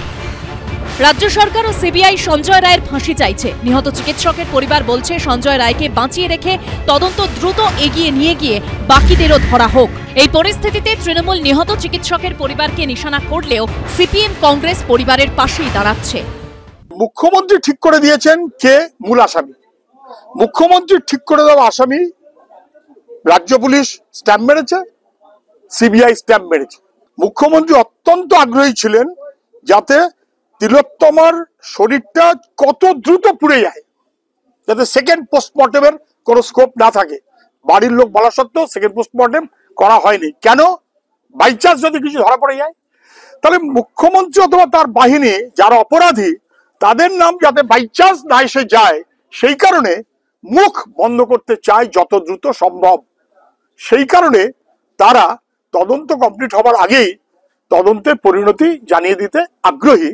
পরিবার সহ, নির্যাতিতার পরিবার সহ সারা বাংলার আবাল বৃদ্ধ বনিতা বুঝতে পারছে যে এর পেছনে অনেক বড় মাথা, অনেক বড় হাত, অনেক বড় চক্রান্ত, অনেক অপরাধী। তাই সঞ্জয় রায়কে সরিয়ে দাও, তাড়াতাড়ি সরিয়ে দাও। সঞ্জয় রায় এলিমিনেট হয়ে গেলেই বিষয়টা ধামাচাপা পড়ে যাবে। সঞ্জয় রায় না থাকলে আর কি তদন্ত এগোবে না। তাই তড়িঘড়ি এই প্লটটা কি তাহলে কোথাও এক্সিকিউট করতে চাইছেন?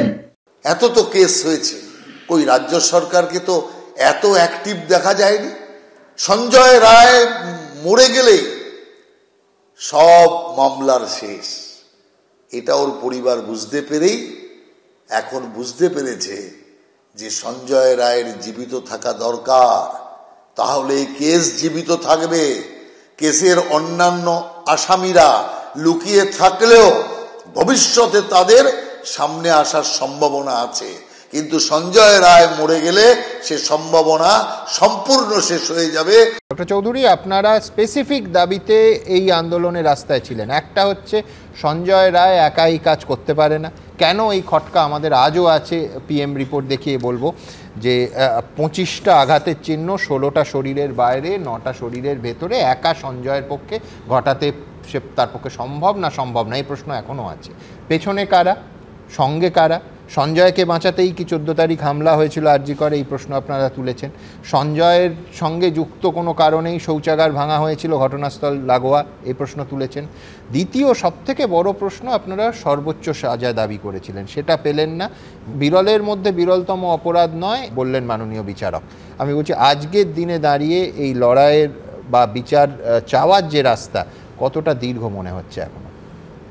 আসলে এই লড়াইটা শুধু ধর্ষক আর খুনির বিরুদ্ধে না, এই লড়াইটা একটা ব্যবস্থার বিরুদ্ধে লড়াই, এবং আমরা মনে করি এই লড়াই দীর্ঘস্থায়ী।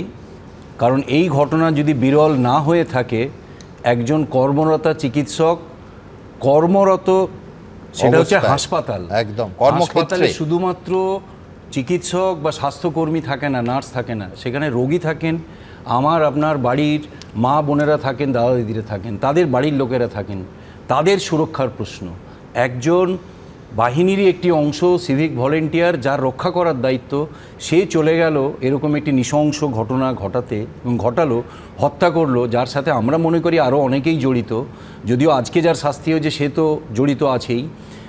এই অবস্থায় এই ঘটনা যদি বিরল না হয়, তার সাথে আরেকটা কথা, একজন চিকিৎসক এর মৃত্যু শুধু একজন চিকিৎসকের মৃত্যু নয়, এই চিকিৎসক তার জীবনে অনেক মানুষের জীবন দিতে পারত। তার সেদিন 36 ঘন্টা ডিউটি ছিল, সে মানুষের প্রাণ বাঁচাতে গিয়ে সেই তার কর্মস্থলে ধর্ষিত হলো, খুন হলো।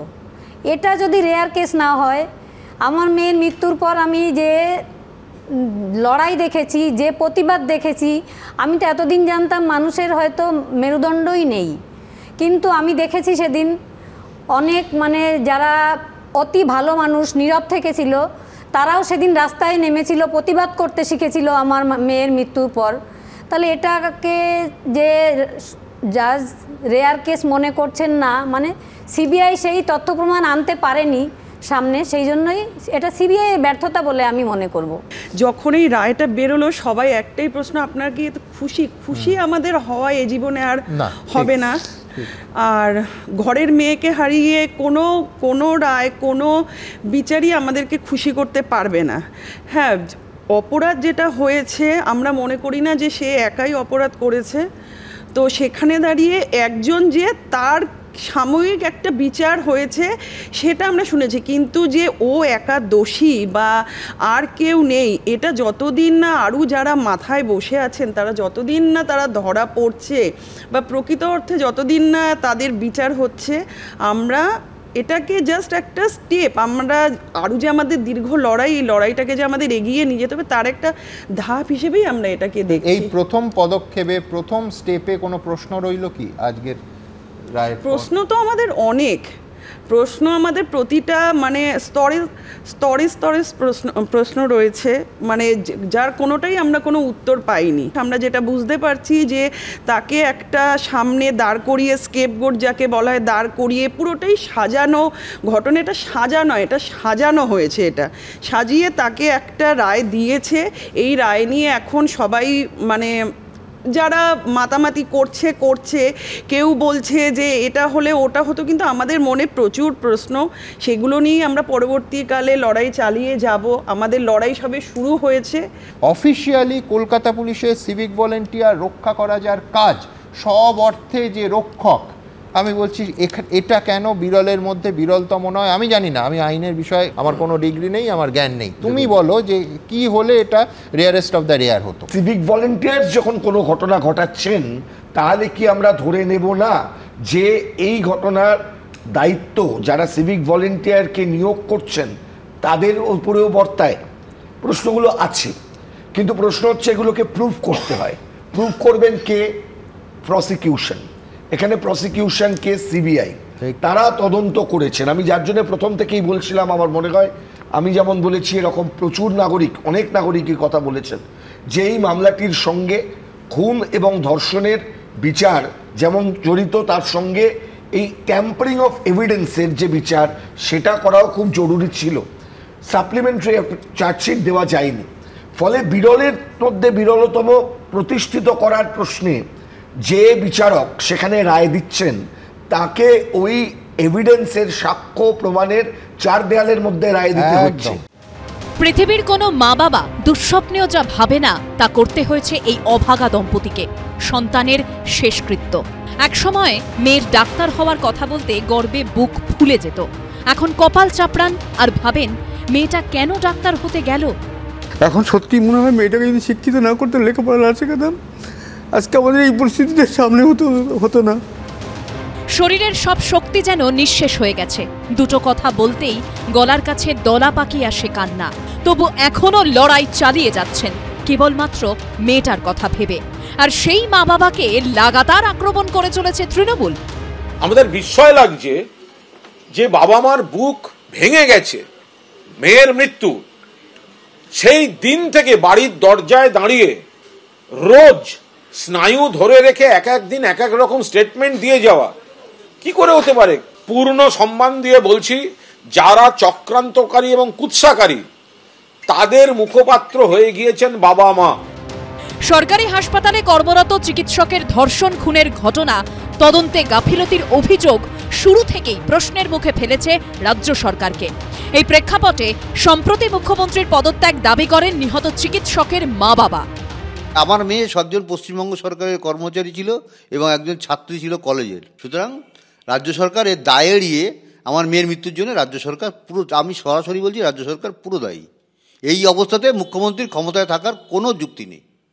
ওনার এই দায় পুরো নিজের গাদে নিয়ে পদত্যাগ করা এক্ষুনি উচিত। এরপরই সন্তানহারা মা বাবাকে আক্রমণে ঝাঁপিয়ে পড়ে তৃণমূল। কেন মুখ্যমন্ত্রীকে তারা আক্রমণ করছেন? কেউ কানে মন্ত্র দিচ্ছে। যারা চক্রান্তকারী তাদের মুখপাত্র হয়ে গিয়েছেন এই অভয়ার বাবা মা। পুলিশ তো 24 ঘন্টার মধ্যে দোষীকে ধরেছে।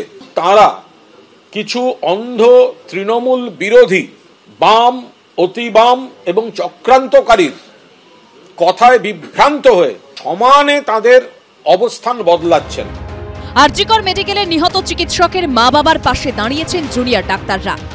আমরা যদি এই সেশন কোর্টের বিচারপতির ভার্ডিক্ট দেখি তাহলে দেখব সেখানে তো পরিষ্কারভাবে এই কথা বলা আছে যে টালা থানার ভূমিকা কী, সেখানকার এসআই যিনি ছিলেন তার ভূমিকা কী, ওসির ভূমিকা কী। তাহলে এইগুলো ছত্রে ছত্রে কলকাতা পুলিশ দপ্তরের এবং হসপিটাল অথরিটির ভূমিকাকে কথায় কথায় ভর্ৎসনা করেছেন। এবং তাহলে এই ভর্ৎসনা যদি একজন হৃদয় বিদারক বাবা মার কাছে যদি এই ভর্ৎসনার জায়গা তৈরি হয়, তদন্তকে নিয়ে প্রহসন তৈরি হয়, তাহলে তো তিনি ব্যথা পাবেন, এটা তো স্বাভাবিক। এ নিয়ে তৃণমূলকে তীব্র আক্রমণ করেছে বিরোধীরাও। আমরা দেখেছি ওই মনিবের কিছু পোষ্য থাকে পোষা, তাদের ওই মাঝে মাঝে মনিব খাবার ছুড়ে দেয়, তারা মনিবের হয়ে ঘেউ ঘেউ করে। মমতা বন্দ্যোপাধ্যায়ের পোষ্য তারা ঘেউ ঘেউ করছে, আর কি করা যাবে। এই টানাপোড়েনের মধ্যেই আবার চিকিৎসকদের নতুন সংগঠন তৈরি নিয়ে দানা বেঁধেছে বিতর্ক। আরজিকর কাণ্ডের আবহে রাজ্যে তৈরি হলো তৃণমূলপন্থী চিকিৎসক, নার্স, স্বাস্থ্যকর্মীদের নিয়ে নতুন সংগঠন, নাম প্রোগ্রেসিভ হেলথ অ্যাসোসিয়েশন বা পিএইচএ। সংগঠনের সভাপতি তৃণমূল বিধায়ক ও মমতা বন্দ্যোপাধ্যায়ের মন্ত্রিসভার নারী ও শিশু কল্যাণ মন্ত্রী শশী পাঁজা। রাজনৈতিক মহলের একাংশের মতে এর পেছনে রয়েছে আরজিকর কাণ্ড। তরুণী চিকিৎসকের ধর্ষণ, খুনের পর আন্দোলনে নামেন জুনিয়র ডাক্তাররা। কর্মবিরতি, অনশন থেকে রাজপথে নেমে ঝড় তোলেন তারা। তাদের পাশে দাঁড়িয়ে পথে নামে সাধারণ মানুষও, যার জেরে কার্যত ব্যাকফুটে চলে যেতে হয়েছিল তৃণমূলকে। কঠিন পরীক্ষার মুখে পড়তে হয়েছিল শাসক দলকে। এই প্রেক্ষাপটে চিকিৎসক, নার্স, স্বাস্থ্যকর্মীদের নতুন সংগঠন তৈরি করা হলো।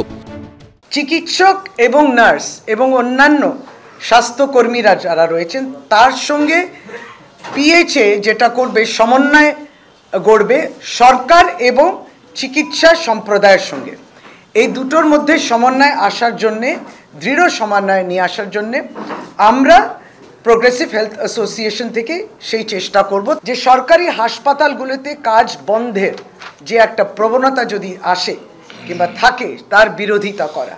হাসপাতালগুলিতে কাজ বন্ধ কিংবা ধর্মঘট যা জনস্বাস্থ্য পরিষেবাকে ব্যাহত করে সেইটা আমরা সমর্থন করি না, যাতে রোগীদের সেবাটাকে অগ্রাধিকার আমরা দিই। যদিও চিকিৎসক মহলের একাংশের অভিযোগ, প্রোগ্রেসিভ হেলথ অ্যাসোসিয়েশনের ছাতার তলায় উত্তরবঙ্গ লবিকেই জায়গা করে দেওয়া হচ্ছে। আরজিকর কাণ্ড সামনে আসার পর রাজ্যের সরকারি স্বাস্থ্য পরিষেবায় যে উত্তরবঙ্গ লবির দাপট, রমরমার প্রসঙ্গ সামনে আসে।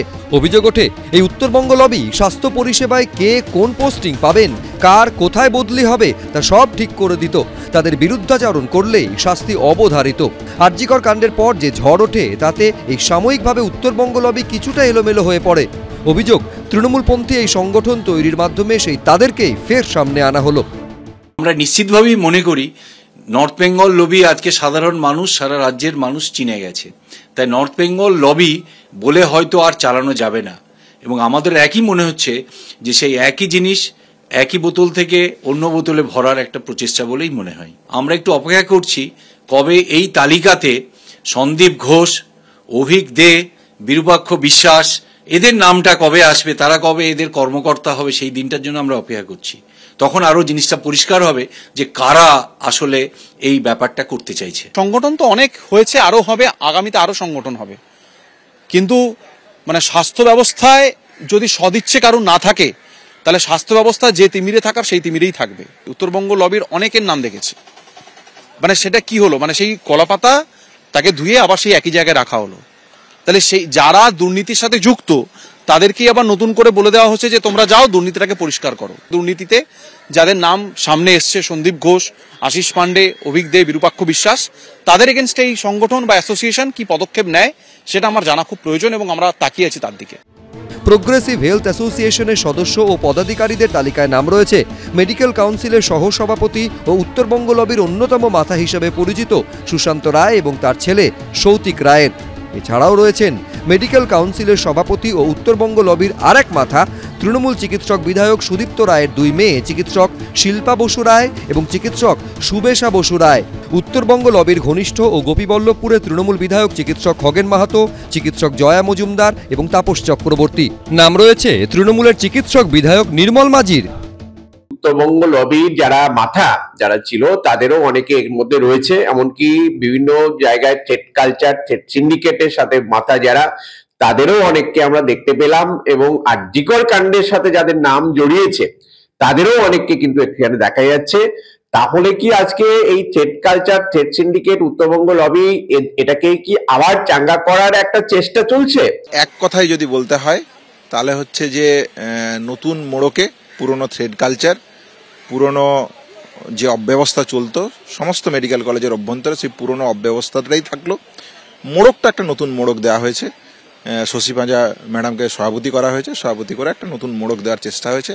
মেম্বার থেকে শুরু করে যাবতীয় যদি দেখেন, ডব্লিউবিজিডির সদস্য যে 51 জন থ্রেড কালচারের অভিযুক্ত, তারাই একটা বড় অংশ ওখানে গিয়ে আছে। যাদের এগেনস্টে ভুরি ভুরি অভিযোগ, তাদের এই সার্কেলটা ওইখানে গিয়ে এসে বিদ্যমান। তাহলে স্বাভাবিকভাবে এই কথা দিনের আলোর মতন পরিষ্কার যে নতুন সংগঠন, পুরনো থ্রেড কালচার, পুরনো ব্যবস্থাকে পিছনে রেখে নতুন একটি সংগঠনের আত্মপ্রকাশ। এই সংগঠন তৈরির মধ্যে আরজিকর আন্দোলনের মোকাবিলার ছাপ দেখতে পাচ্ছেন বিরোধীরা। প্রতিবাদের শক্তি যত কমেছে, আপনার স্বৈরাচারী শক্তি তত বৃদ্ধি পেয়েছে। সেই স্বৈরাচারী শক্তিকে আপনি কায়েম রাখার জন্য, অক্ষুণ্ণ রাখার জন্য আপনি আরেকটা পাল্টা সংগঠন করে এই আন্দোলনরত চিকিৎসক যারা আজও প্রতিবাদ করছে তাদের উপরে পাল্টা চাপ, ভীতি প্রদর্শন এবং নানা রকমের অত্যাচার করার পরিকল্পনা করেছেন। নতুন বছরের দ্বিতীয় দিন নিজের লোকসভা কেন্দ্র ডায়মন্ড হারবারে সেবাশ্রয় কর্মসূচি চালু করেছেন অভিষেক বন্দ্যোপাধ্যায়।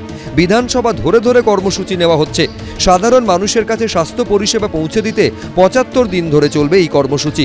বারবার প্রশ্ন উঠছে, স্বাস্থ্যমন্ত্রী যেখানে খোদ মমতা বন্দ্যোপাধ্যায়, সেখানে নিজস্ব উদ্যোগে স্বাস্থ্য কর্মসূচির মধ্যে দিয়ে সরকারের সমান্তরাল ব্যবস্থা তৈরিরই কি ইঙ্গিত দিলেন অভিষেক বন্দ্যোপাধ্যায়? আর ঠিক এই সময়ই তৃণমূলপন্থী চিকিৎসক, নার্স, স্বাস্থ্যকর্মীদের নিয়ে নতুন সংগঠন তৈরি হলো। রাজনৈতিক মহলের একাংশের মতে চিকিৎসক, নার্স, স্বাস্থ্যকর্মীদের নিয়ে নতুন সংগঠন তৈরির মধ্যে দিয়ে মমতা বন্দ্যোপাধ্যায় বুঝিয়ে দিলেন দলের সর্বত্র মূল সংগঠন, শাখা সংগঠন, ছদ্ম সংগঠন সব জায়গাতেই তিনিই শেষ কথা। যে ঝগড়াটা তৃণমূল কংগ্রেসে চলছে, পিসি ভাইপোর ঝগড়া, সেই ঝগড়াটা যে কতটা গভীরে চলে এসছে এই নতুন সংগঠন, ডাক্তারদের নিয়ে, স্বাস্থ্যকর্মীদের নিয়ে, এবং তাতে শান্তনু সেন এবং অভিষেক ব্যানার্জির লোকদেরকে সাইড করে দেওয়া, এর থেকে পরিষ্কার বোঝা যাচ্ছে তৃণমূলের দ্বন্দ্ব জোরদারভাবে শুরু হয়েছে। আর এখন মমতা ব্যানার্জি তার আধিপত্য কায়েম করবার জন্য সংগঠনকে নিজের মতো করে ঢেলে সাজাতে শুরু করেছে। হাস্যকর ব্যাপার। একটা তো কি সব নতুন পুরনো কত রকম ছিল, নির্মল মাঝি মার্কা, তারপরে হয়ে গেল নির্মল মাঝির থেকে দখল করে নিল শান্তনু সেন মার্কা, সবই তৃণমূল। তারপরে শান্তনু সেন আউট, এখন সুদীপ্ত রায় ইন, সুদীপ্ত রায় মার্কা। এই তিনটে মিলিয়েও লাভের লাভ কিছু হচ্ছে না। স্বাস্থ্য ব্যবস্থা যে ফেল সবাই বুঝে গেছে। যদি হেলথ অ্যাসোসিয়েশন অফ বেঙ্গল হয়, তার মাথায় যদি কোনো মন্ত্রী থাকতে হয়, স্বাস্থ্যমন্ত্রী নয় কেন মমতা ব্যানার্জি? তারা, আমরা যেটুকু শুনেছি, তারা মাননীয় মুখ্যমন্ত্রী মমতা বন্দ্যোপাধ্যায় যে উন্নয়ন স্বাস্থ্য পরিকাঠামো করেছেন তার সমর্থনে সেগুলো যাতে সুফল আরও বেশি মানুষ পান এবং কোনো চক্রান্তকারীরা যাতে সেগুলোকে ডিস্টার্ব করতে না পারেন, সবাই মিলে একজোট হয়ে, শুধু চিকিৎসকরা নন, তার সঙ্গে গোটা স্বাস্থ্য পরিকাঠামোয় যারা আছেন সবকটি শাখা মিশে তারা একটি সংগঠন তৈরি করেছেন। এটা অত্যন্ত ইতিবাচক। প্রোগ্রেসিভ ডক্টরস অ্যাসোসিয়েশন সহ তৃণমূলপন্থী চিকিৎসক, নার্স, স্বাস্থ্যকর্মীদের যে সংগঠনগুলো আছে সেগুলো এদিন মিশে গেল প্রোগ্রেসিভ ডক্টরস অ্যাসোসিয়েশনের সঙ্গে। আরজিকর কাণ্ডে নিহত তরুণী চিকিৎসকের ধর্ষণ খুনের বিচার চেয়ে আন্দোলনে রাস্তায় নামা অন্যতম দুই মুখ, জুনিয়র চিকিৎসক আশফাকুল্লাহ নাইয়া এবং আরেক জুনিয়র চিকিৎসক কিঞ্জল নন্দের পর এবার রাজ্য মেডিকেল কাউন্সিলের স্ক্যানারে 4 সরকারি চিকিৎসক অধ্যাপক, যাঁরা নিহত চিকিৎসকের ধর্ষণ খুনের প্রতিবাদে সোচ্চার হয়ে পথে নেমেছিলেন। এই 4 চিকিৎসক রাজ্য মেডিকেল কাউন্সিলের স্বাভাবিক কাজকর্মে বাধা দিচ্ছেন বলে থানায় লিখিত অভিযোগ দায়ের করলেন রাজ্য মেডিকেল কাউন্সিলের রেজিস্ট্রার মানস চক্রবর্তী। বিধাননগর দক্ষিণ থানায় দায়ের এই হলো সেই অভিযোগপত্রের ছবি। যে 4 সরকারি চিকিৎসকের নামে থানায় অভিযোগ দায়ের করা হয়েছে তাঁরা হলেন পূর্ব বর্ধমানের ডেপুটি সিএমওএইচ সুবর্ণ গোস্বামী, বাঁকুড়া সম্মিলনী মেডিকেল কলেজের অধ্যাপক এবং এইচওডি মানস কুমার গুমটা, উত্তরবঙ্গ মেডিকেল কলেজের অধ্যাপক এবং বিভাগীয় প্রধান উৎপল বন্দ্যোপাধ্যায় এবং বাঁকুড়া সম্মিলনী মেডিকেল কলেজের অধ্যাপক ও এইচওডি রঞ্জন ভট্টাচার্য। তাৎপর্যপূর্ণ বিষয় হল যে 4 জন সরকারি চিকিৎসকের বিরুদ্ধে থানায় অভিযোগ দায়ের করা হয়েছে তারা সকলেই আরজিকর কাণ্ডে সরকারের প্রতিবাদে পথে নেমেছিলেন। চিকিৎসক সুবর্ণ গোস্বামীকে লালবাজারে তলবও করেছিল কলকাতা পুলিশ। অভয়া আন্দোলনে একদম সম্মুখ সারিতে ছিলাম বলেই এই 4 সরকারি চিকিৎসকের বিরুদ্ধে এরকম অভিযোগ দায়ের করা হয়েছে বলেই আমাদের প্রাথমিকভাবে মনে হচ্ছে। আমি বিগত 5 বছরে ওয়েস্ট বেঙ্গল মেডিকেল কাউন্সিলের চৌকাঠ পর্যন্ত মারায়নি, কি করে তার স্বাভাবিক কাজকর্মে বাধাদান করলাম তা জানি না। আমরা মনে করি চিকিৎসক সমাজ একসাথে রয়েছে, এরকমভাবে আঘাত করলে আমরা একসাথে গর্জে উঠব এবং আইনিভাবে আমরা উপযুক্ত পদক্ষেপ গ্রহণ করব। রাজ্য মেডিকেল কাউন্সিলের রেজিস্ট্রারের লিখিত অভিযোগপত্রে 4 জন চিকিৎসকের সম্পর্কে বলা হয়েছে এরা খুবই বিপজ্জনক, তারা কোনো আইন মানেন না, যে কোনো সময় তারা কাউন্সিলের সামনে যে কোনো ধরনের ঝামেলা পাকাতে পারেন। উদাহরণ হিসেবে ডিসেম্বর মাসের 2 তারিখ মেডিকেল কাউন্সিলে বৈঠক চলাকালীন এই 4 জন চিকিৎসকের বিরুদ্ধে ঝামেলা পাকানোর কথা বলা হয়েছে। মেডিকেল কাউন্সিল তো দুর্নীতির আখড়া, তোলাবাজির আখড়া। মেডিকেল কাউন্সিলের সদস্য কারা? অভিক দে, বিরূপাক্ষ বিশ্বাস, ওই কি বলে সুশান্ত রায়, তাপস চক্রবর্তী, সব নটোরিয়াস তোলাবাজেরা। কি বলে অভয়াকাণ্ডে যাদেরকে সোকল্ড ক্রাইম সিনের হচ্ছে যে ঘোরাফেরা করতে, তথ্য প্রমাণ লোপাট করতে দেখা গেছে ভাইরাল ভিডিওতে, তারা সব মেডিকেল কাউন্সিল চায়। তারা হচ্ছে যে আমাদের নামে অভিযোগ করেছে যে তাদের তোলাবাজির কাজে আমরা ব্যাঘাত ঘটাচ্ছি বলে। মেডিকেল কাউন্সিল তারা নানাভাবে বিব্রত করার, মানে ব্যস্ত করবার, মানে বা হয়রানি করবার নানা রকমভাবে প্রচেষ্টা শুরু করেছে। আমাদের কাছে আমরা প্রথমেই বলেছি যে এটা প্রতিহিংসার রাজনীতি বলেই আমাদের মনে হয়েছে। যারা সামনের সারিতে ছিল আন্দোলনে তাদের প্রত্যেকের মানে নানা রকমভাবে তাদেরকে বিব্রত করা, তাদেরকে হেনস্থা করা, তার একটা প্রচেষ্টা শুরু হয়েছে পরিকল্পিতভাবে। কতিপয় বামপন্থী সংগঠনের চিকিৎসকরা মিলে বহুদিন একাধিকবার রাজ্য মেডিকেল কাউন্সিলের অফিসের বাইরে এমন বিশৃঙ্খলা সৃষ্টির চেষ্টা করতেন যে সেটা কোনো মতেই মেনে নেওয়া যায় না। এইরকম ভাবে বিশৃঙ্খলা সৃষ্টি করে আমাদের রোগীর পরিজন এবং চিকিৎসক যাদের ভাগ্য নির্ধারিত হয় এই মেডিকেল কাউন্সিলের গুরুত্বপূর্ণ বৈঠকে, সেই বৈঠকে বাধাদান করতে না পারেন। আসলে এনারা কোনোদিনও মেডিকেল কাউন্সিল চালাননি এবং কোনোদিন চালাবেনও না আগামী 50-100 বছরেও। তাই এদের চিকিৎসকদের প্রতি কোনো দায়বদ্ধতা নেই বলেই এনারা বিশৃঙ্খল সৃষ্টির চেষ্টা করে বেড়াচ্ছেন। সম্প্রতি জুনিয়র চিকিৎসক আসফাকুল্লাহ নাইয়ার বিরুদ্ধে নিয়ম ভেঙে ভুল পরিচয় দিয়ে প্রাইভেট প্র্যাকটিসের অভিযোগ ওঠে। সিঙ্গুরের একটি হেলথ সেন্টারের এই পোস্টারে ইএনটি বিভাগের পোস্ট গ্র্যাজুয়েট বিশেষজ্ঞ হিসেবে উল্লেখ করা হয়েছিল। এই ছবি সামনে আসতেই রাজ্য মেডিকেল কাউন্সিলের কাছে আসফাকুল্লাহ নাইয়ার বিরুদ্ধে অভিযোগ জানায় West Bengal junior doctors association, যে সংগঠনের একাধিক সদস্য আবার থ্রেট কালচারে অভিযুক্ত।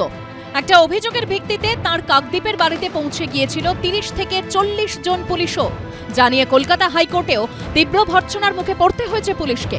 অন্যদিকে 7 দিনের মধ্যে ব্যাখ্যা চেয়ে জুনিয়র ডাক্তারকে চিঠি পাঠায় রাজ্য মেডিকেল কাউন্সিলও। এদিন রাজ্য মেডিকেল কাউন্সিলের অফিসে যান আসফাকুল্লাহ নাইয়া, যদিও এদিন সেখানে ছিলেন না রেজিস্ট্রার। তার অফিসে চিঠি দিয়ে চলে আসেন আসফাকুল্লাহ নাইয়া। রাজ্য মেডিকেল কাউন্সিল গত 20 তারিখ নোটিশ পাঠায় আসফাকুল্লাহ নাইয়াকে।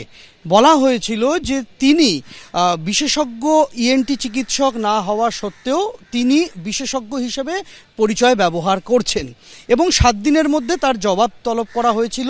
মেডিকেল কাউন্সিলে 7 দিনের মাথায় আসফাকুল্লাহ নাইয়া আজকে যান এবং তার যে বক্তব্য, সেই বক্তব্য একটি লিখিত চিঠির আকারে মেডিকেল কাউন্সিলে তিনি জমা দিয়েছেন, সেরকমটাই রাজ্য মেডিকেল কাউন্সিল সূত্রে খবর। মেডিকেল কাউন্সিল একটা রেসপেক্টেড বডি আমাদের রাজ্যের ডাক্তারি বিভাগের। তো সেক্ষেত্রে যেহেতু তাদের কাছে যে কিছু অভিযোগ বা কিছু কোয়ারি তাদের মনে হয়েছিল, as a registered medical practitioner of this state আমারও মনে হয়েছে যে আমার যাওয়া দরকার। এবং প্রথম থেকে আমি বলে দিই আমার বিরুদ্ধে এই যে একটা প্রাইভেট প্র্যাকটিসের যে জায়গাটা, সেটা ভিত্তিহীন, এটা বলে আমি ওদেরকে চিঠি দিয়ে আসি। তার সঙ্গে এদিন রাজ্য মেডিকেল কাউন্সিলে গিয়েছিলেন জুনিয়র ডাক্তার অনিকেত মাহাতো ও কিঞ্জল নন্দ। সম্প্রতি মাইক্রোবায়োলজির পোস্ট গ্র্যাজুয়েট ট্রেনি কিঞ্জল নন্দের সম্পর্কেও একাধিক তথ্য জানতে চেয়ে আরজিকর মেডিকেল কলেজের অধ্যক্ষ মানস বন্দ্যোপাধ্যায় এবং স্বাস্থ্য সচিব নারায়ণ স্বরূপ নিগমকে চিঠি দেওয়া হয়েছে। আরজিকর মেডিকেল কলেজে পোস্ট গ্র্যাজুয়েট ট্রেনি হিসাবে কিঞ্জল নন্দ কত টাকা স্টাইপেন্ড পান, হাসপাতালে তার 80% উপস্থিতি আছে কিনা, বিজ্ঞাপন এবং সিনেমায় অভিনয় করতে জুনিয়র চিকিৎসক কিঞ্জল নন্দ কি এনওসি বা নো অবজেকশন সার্টিফিকেট নিয়েছিলেন, এনওসি নিয়ে থাকলে কোথা থেকে নিয়েছিলেন, সংশ্লিষ্ট বিভাগ আরজিকর মেডিকেল কলেজ নাকি স্বাস্থ্য দপ্তর থেকে, কতদিন ছুটি নিয়েছেন কিঞ্জল নন্দ, সেই ছুটি কি নিয়ম মেনে নিয়েছেন। রাজ্য মেডিকেল কাউন্সিল সূত্রে খবর, চিঠিতে এমন সব প্রশ্নের উত্তর জানতে চাওয়া হয়েছে, কিন্তু রাজ্য কাউন্সিলের এখতিয়ার নিয়েই পাল্টা প্রশ্ন তুলেছেন জুনিয়র চিকিৎসক কিঞ্জল নন্দ। এখনো পর্যন্ত আমাকে কর্তৃপক্ষের কাছ থেকে কিছু জানতে চাওয়া হয়নি, এবং আমি এটুকু বলতে পারি আমি কোনো নিয়ম বহির্ভূত কোনো কাজ করিনি। আমার ডিউটি আওয়ার্সের পরে আমি কি করব সেটা সম্পূর্ণ আমার ব্যক্তিগত ব্যাপার, এবং ওনারা বলেছেন আমার আইটি ফাইল করে দেখে নেবেন কি হয়। মানে ওনারা দেখলে সেটা খুব হাসি পাবেন, ওনারাই ভাবেন এ বাবা কি করলাম। শুটিংয়ে যখন যাচ্ছে, শুটিং যাক বা সাঁতার কাটতে যাক, যেখানেই যাক না কেন, যদি একটা লং টাইম লাগে সেখানে তো হসপিটালটাকে সাফার করিয়ে, মানে ওই সময়টুকু তার তো পড়াশোনা হলো না, তার ট্রেনিংটা হলো না, সেই জায়গায় উত্তর দিতে হবে। তো রেজিস্ট্রার জানতে চেয়েছেন প্রিন্সিপালের কাছে প্রতিহিংসা কেন করতে যাবে, যা নিয়ম তাই। ওরা ভাবছে প্রতিহিংসা, কিন্তু নিজেরা যে কাজটা করছে সেটা ঠিক আছে। তো প্রতিহিংসার কোনো গল্প নেই, তারাও ডাক্তার, আমরাও ডাক্তার, সবাই ডাক্তার, আমাদের জুনিয়র তারা। এই ঘটনায় শুরু হয়েছে রাজনৈতিক চাপানোতর। আমি সেই সময়ই বলেছিলাম যে আপনারা অপেক্ষা করুন, দেখতে পাবেন। মমতা বন্দ্যোপাধ্যায়কে যারা চেনেন তারা জানেন মমতা বন্দ্যোপাধ্যায় কতটা ভিন্ডিকটিভ এবং প্রতিহিংসা পরায়ণ মহিলা, এবং তিনি সবার বিরুদ্ধে ব্যবস্থা নেবেন। আজ না হয় কাল তিনি সবার বিরুদ্ধে ব্যবস্থা নেবেন, এবং সেই জন্য সবাইকে সংঘবদ্ধ হয়ে এই প্রতিহিংসামূলক আচরণকারী মহিলাকে সরাতে হবে, নচেত কারো শান্তি নেই। এটার সঙ্গে দল রাজনীতির কোনো সম্পর্ক নেই, প্রতিহিংসার ব্যাপার নেই। যদি কেউ কারুর কোনো কর্তব্যে গাফিলতি থাকে, ডাক্তারদের প্রফেশনে যদি কোনো অভিযোগ উঠে থাকে, তার জন্য যদি কোনো নালিশ জমা পড়ে থাকে, তার জন্য যদি কোনো কোয়ারি হয়, তো যারা যদি অন্যায় না করে থাকেন কোঅপারেট করুন, মিটে যাবে। আরজিকর ইস্যুতে রাজ্যে তুঙ্গে টানাপোড়েন, আর ওপারেও ছাত্র বিক্ষোভে ফের অগ্নিগর্ভ হয়ে উঠল পরিস্থিতি। রণক্ষেত্রের চেহারা নিল রাজধানী ঢাকার রাজপথ। দফায় দফায় সংঘর্ষে জড়ালেন ঢাকা বিশ্ববিদ্যালয়ের ছাত্র ও 7টি কলেজের পড়ুয়ারা। মারামারি, হাতাহাতি কিছুই বাদ গেল না। ঢাকার 7টি কলেজ বহু বছর ধরেই স্বশাসন দাবি করে আসছে। তাদের বক্তব্য, ঢাকা বিশ্ববিদ্যালয়ের অধীনে থাকায় কলেজের শিক্ষার মান কমে যাচ্ছে। রবিবার সন্ধে 7 কলেজের কয়েকশো শিক্ষার্থী 5 দফা দাবি নিয়ে ঢাকা বিশ্ববিদ্যালয়ের সহ উপাচার্য মামুন আহমেদের কাছে স্মারকলিপি দিতে যান, কিন্তু সহ উপাচার্য তাদের সঙ্গে দুর্ব্যবহার করেন বলে অভিযোগ। এর প্রতিবাদে ঢাকা বিশ্ববিদ্যালয়ের ভেতরে বাইরে কলেজ ছাত্ররা অবরোধ শুরু করে। ঢাকা বিশ্ববিদ্যালয়ের পড়ুয়ারা অবরোধে বাধা দেওয়ায় দুপক্ষের সংঘর্ষ বেঁধে যায়। সংঘর্ষে উভয় পক্ষের 10 জন পড়ুয়া জখম হন। কিছু ছাত্র এই বৈষম্য বিরোধী ছাত্র আন্দোলন করে যখন একটা স্থায়ী সরকারকে ফেলে দিতে পারে এবং দেশের প্রধানমন্ত্রীকে দেশ ছাড়তে বাধ্য করতে পারে, তারপরে ছাত্রদের মধ্যে একটা দাঙ্গার মনোভাব বা কোনো পড়াশোনা না করে সোজাসুজি সরকারে বসে পড়বার মনোভাব এসে গেছে।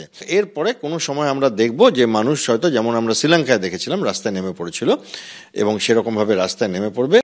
গভীর রাতে বৈষম্য বিরোধী ছাত্র আন্দোলনের আহ্বায়ক হাসনাত আব্দুল্লাহ ঘটনাস্থলে যান, তবে তীব্র ক্ষোভের মুখে এলাকা ছাড়তে বাধ্য হন তিনি। একসময় তার গাড়ি ধাওয়া করেন বিক্ষোভকারী ছাত্ররা। পরিস্থিতি এমন জায়গায় পৌঁছয় যে স্টান গ্রেনেড ছোড়ে বাংলাদেশের পুলিশ। তীব্র আওয়াজে আশেপাশের মানুষের ঘুম ভেঙে যায়। যেহেতু এই সরকার দেখা যাচ্ছে যে কোনো দিকভাবেই ঠিক মানে অপকর্ম করা ছাড়া, মানে বন্দীদের ছেড়ে দেওয়া বা পাকিস্তানের লোকদের ডেকে ভারত বিরুদ্ধ কথা বলা ছাড়া, ভারত বিদ্বেষ প্রদর্শন করা ছাড়া এই সরকার কোনোভাবেই সেরকমভাবে নিজের দেশের কাজগুলো ঠিক করে বা সামাজিক সুরক্ষাটা দিতে পারছে না।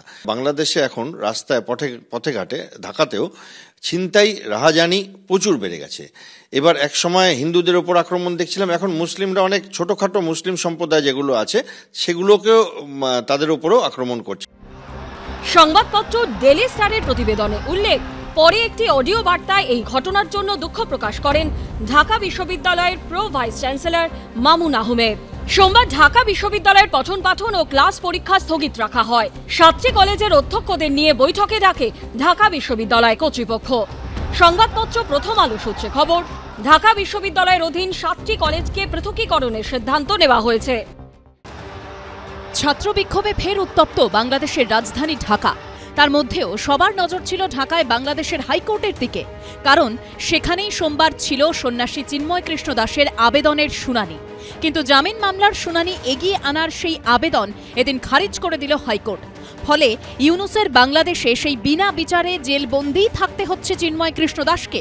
কিন্তু আর কতদিন এভাবে বিনা বিচারে কারাগারে আটকে থাকতে হবে এক সন্ন্যাসীকে? এসব প্রশ্ন যখন ক্রমশ জোরালো হচ্ছে, তখন সোমবারই প্রথম এবিপি আনন্দে মুখ খুললেন সন্ন্যাসী চিন্ময় কৃষ্ণ দাসের মা। বাবা তো শুনানি হবে অনেকবার বলছে, তো একবারও হয় না। কিন্তু আমার মনে চিন্তা হচ্ছে যে ও ছোটকালের 5 বছরের থেকে ওর ধর্মের প্রতি জড়িত থাকার পরও কোনো খারাপ পথে তো যায় না, না যাওয়ার পরও তো এরকম যখন হয়েছে একটা চিন্তা আর কি। আজকে যে এরকম বন্দী হয়েছে এটা আমার মনে বেদনা, আর কিছু নাই। জীবন নিয়ে সংশয় প্রকাশ করছেন? হ্যাঁ, জীবন নিয়ে। ওর যখন ওষুধ না থাকতো তাহলে আমি মনে দুঃখ করতাম না। ওষুধ পাচ্ছেন না উনি? ওষুধ তো পাঠাইয়েন, ওষুধে পাচ্ছে, কিন্তু আবার এদিন বলছে যে ওষুধ। 25শে নভেম্বর চিন্ময় কৃষ্ণ দাসকে গ্রেপ্তার করে ইউনূস সরকার। সেই থেকে কার্যত বিনা বিচারে জেলবন্দী রয়েছেন সন্ন্যাসী। ইতিমধ্যেই হাইকোর্টে তাঁর জামিনের শুনানি এগিয়ে আনার আবেদন জানানো হয়েছে। তালিকায় 249 নম্বরে রয়েছে এই মামলা। সোমবার ফের বাংলাদেশ হাইকোর্টে চিন্ময় কৃষ্ণ দাসের জামিনের আবেদনের শুনানি যাতে দ্রুত হয় তার জন্য আবেদন করা হয়েছিল, কিন্তু সেই আবেদন খারিজ করে দিল হাইকোর্ট। সোমবারই প্রথম কোনো সংবাদ মাধ্যমে মুখ খুললেন সন্ন্যাসীর মা। এবিপি আনন্দর সঙ্গে কথা বলতে গিয়ে তাঁর গলায় ঝরে পড়ল সন্তানের জন্য গভীর উদ্বেগ। উনি দেশদ্রোহিতা করতে পারেন? আমি মানবো কেন? ও সবাই আমি এই যেগুলি করছে এটা তো সত্যি কিছু না। আমাদের বাড়িতে 110 কেজি স্বর্ণ পেয়েছে, 9 কোটি টাকা পেয়েছে, আমাদের ঘরটা ভাঙা। ছেলেকে নিয়ে আমি ধর্মের পথে নিয়ে আমি ঘর বাড়ি কিছু করি না, কিছু মানে পেয়েছে বলে অভিযোগ করছে, কোনো কিছু পায় না। এগুলো সবই মিথ্যা, মানে যা লিখছে আপাতমস্তক মিথ্যা কথাই লিখছে। আর ছেলে এই আমলিগের যুগ দিয়ে করতো। ও ছেলে 5 বছরের থেকে ধর্মপথে করতে করতে 7 বছরের থেকে ধর্মসভায় করতে সারা বাংলাদেশে এখন ধর্মসভায় শিশু বক্তার নামে পরিচয় ছিল। মানে আপনাদের ঘর থেকে কোনো কিছুই উদ্ধার হয়নি? কোনো সোনা, কোনো টাকা? না, ওনাদের তো ঘরই নাই, পুরো ভাঙা ঘর। ঘরটা ভাঙা। আমার বড় ছেলে, আমি এর বাবা মারা যাওয়ার পর আমি 3 ছেলে 1 মেয়েকে রক্ষা করছি। আমি নিজে মেশিন চালাইয়ে নিজে হয়েছে ডাক্তারি করি অনেক কষ্টের মাধ্যমে। তাহলে আমি ঘর বাড়ি বাংলার সম পাইছি। এখন ছেলেরা চাকরি করি কোন রকমে খাই, দিন কাটছে। আর এই ছেলেকে সাধুকে আমি ওই সালা থেকে ছোট্ট বয়স থেকে সে সন্ন্যাসী হয়ে গেছে, সাধু হয়ে গেছে, ও 7 বছর বয়সে। আগামী সপ্তাহে হাইকোর্টে এই মামলার শুনানি হওয়ার সম্ভাবনা রয়েছে। বোঝা যাচ্ছে যে বাংলাদেশের যে সরকার, ইউনূস সরকার বেআইনিভাবে বাংলাদেশে ক্ষমতা দখল করে আছে। এই চিন্ময় দাসের মুক্তি বা তার জামিনের আবেদন অন্তত শোনা, তার আবেদনের পক্ষে বিপক্ষে যুক্তিগুলোকে দাঁড় করানো, এই সমস্তটাই একেবারে নাশসাৎ করে দিন। বাংলাদেশে কোনো গণতান্ত্রিক পরিস্থিতি এই মুহূর্তে দেখা যাচ্ছে না। একদিকে সন্ন্যাসী বিনা বিচারে জেলে বন্দী, ভারতের বিরুদ্ধে বিষোদ্গার চলছে, আর পাকিস্তানের সঙ্গে সখ্য বাড়াতে তৎপর ইউনূসের অন্তর্বর্তী সরকার। পাকিস্তানের সঙ্গে সরকারি বিমান পরিষেবা চালু করতে চলেছে তারা। শনিবার একথা জানিয়েছেন পাকিস্তানে বাংলাদেশের হাই কমিশনার মোহাম্মদ ইকবাল হোসেন। বাংলাদেশের সঙ্গে পাকিস্তানের নতুন করে সখ্যতা বাড়ছে, এই ইঙ্গিতটা কিন্তু প্রথম দিন থেকেই পাওয়া গেছিল যখন ইউনূস সরকার এসেছে। ইউনূস সরকার আসাটাই, এই ইউনূস নিজেই বলেছেন যে it is a meticulously plan design. অনেক আগে থেকে এই ছকটা করা হয়েছিল যে শেখ হাসিনাকে সরানো দরকার। তার কারণ ভারত প্রীতি বাংলাদেশে যেভাবে বাড়ছিল তাতে করে চীন এই দক্ষিণ এশিয়া অঞ্চলকে কবজা করতে অসুবিধা হচ্ছিল। বাংলাদেশের অন্তর্বর্তী সরকার ক্ষমতায় আসার পর থেকেই পাকিস্তানের সঙ্গে সখ্য বাড়ছে। অগাস্টে মোহাম্মদ ইউনূস অন্তর্বর্তী সরকারের প্রধান উপদেষ্টার দায়িত্ব নেওয়ার পর নভেম্বরের দ্বিতীয় সপ্তাহে স্বাধীনতার পর প্রথমবার বাংলাদেশে ঢোকে পাকিস্তানের পণ্যবাহী জাহাজ। তারপর চট্টগ্রাম বন্দরে নোঙর করে MV-1 জিয়াং ফা ঝং। এরপরই এক্স্যান্ডেলে আওয়ামী লীগের তরফে বলা হয় এতে পাকিস্তান থেকে বিস্ফোরক আনা হয়েছে। গত সপ্তাহেই বাংলাদেশে এসেছেন ISI এর আধিকারিক এবং মেজর জেনারেল শাহিদ আমির। তার আগে পাকিস্তান সফরে গিয়ে সে দেশের 3 বাহিনীর প্রধানের সঙ্গে বৈঠক করেছেন বাংলাদেশ সেনার আধিকারিকরা। এসবের মধ্যেই পাকিস্তানের সঙ্গে নৌ মহড়ায় অংশ নিতে চলেছে বাংলাদেশের নৌবাহিনীও। তার আগে আগামী বুধ এবং বৃহস্পতিবার মহেশখালী হাতিয়ার মধ্যবর্তী এলাকায় মিসাইল পরীক্ষা করবে তারা। পাকিস্তানের সাথে যখন তারা বাণিজ্য করছে, ব্যাপারটা কিন্তু খালি বাণিজ্যিক বা অর্থনৈতিকে থেমে থাকছে না। কোথাও আমরা দেখছি ব্যাপারটা সামরিকেও চলে আসছে এবং ব্যাপারটা একটা স্ট্র্যাটেজিক ব্যাপারেও চলে আসছে। পাকিস্তানের সামরিক বাহিনীর লোকেদের বাংলাদেশ অতি অধীর আগ্রহে তাদেরকে দেশের মধ্যে ঘুরিয়ে বেড়াচ্ছে এবং পাকিস্তানের সাথে মিলিটারি দেওয়া নেওয়াটা একটু বেশি বেড়ে যাচ্ছে, যেটাতে আমাদের একটু অসুবিধা হচ্ছে। আপনারা হালে দেখেছেন যে ভারত একসাথে 3টে যুদ্ধজাহাজ একদিনে রিলিজ করেছে। এটা কিন্তু সাধারণত হয় না একদিনে। ভারত বাংলাদেশকে বোধহয় একটা প্রকারান্তে একটা মেসেজ দিচ্ছে। শেখ হাসিনার উপরও চাপ বাড়ানোর কৌশল নিয়েছে বাংলাদেশের অন্তর্বর্তী সরকার। 2024 জানুয়ারিতে বিশ্ব স্বাস্থ্য সংস্থা বা হুয়ের দক্ষিণ পূর্ব এশিয়ার রিজিওনাল ডিরেক্টর করা হয় শেখ হাসিনার মেয়ে সায়মা ওয়াজেদ পুতুলকে। তার বিরুদ্ধে দুর্নীতির অভিযোগের তদন্ত শুরু করেছে বাংলাদেশের অ্যান্টি করাপশন কমিশন বা এসিসি। সূত্রের দাবি, সায়মা ওয়াজেদকে হু থেকে অপসারণে প্রয়োজনীয় পদক্ষেপ শুরু করেছে তারা। সায়মাকে অপসারণ করতে স্বাস্থ্য ও বিদেশ মন্ত্রককে চিঠি দেওয়া হয়েছে। তারা ওয়ার্ল্ড হেলথ অর্গানাইজেশনকে বা বিশ্ব স্বাস্থ্য সংস্থাকে হাসিনার মেয়েকে সরিয়ে দেওয়ার কথা বলছে, সেটা তাদের বলার কোনো যোগ্যতা বা এখতিয়ারই নেই। তারা কিসের এখতিয়ারে বলছে? তাদের কোনো তদন্ত প্রক্রিয়া চলছে বলে আমার মনে হয় না। কট্টরপন্থীদের হাত ধরে ইউনূস সরকার বাংলাদেশ পরিচালনা করছে। সায়মা ওয়াজেদ পুতুল ক্লিনিক্যাল সাইকোলজি নিয়ে পড়াশোনা করেছেন। হাসিনা সরকারের আমলে তাকে বাংলাদেশে অটিজম এবং নিউরো ডেভেলপমেন্টাল ডিসঅর্ডার বিষয়ক জাতীয় উপদেষ্টা কমিটির চেয়ারপারসনের দায়িত্ব দেওয়া হয়েছিল। পরে বিশ্ব স্বাস্থ্য সংস্থার মানসিক স্বাস্থ্য বিষয়ক বিশেষজ্ঞ উপদেষ্টা প্যানেলেরও সদস্য হয়েছিলেন পুতুল।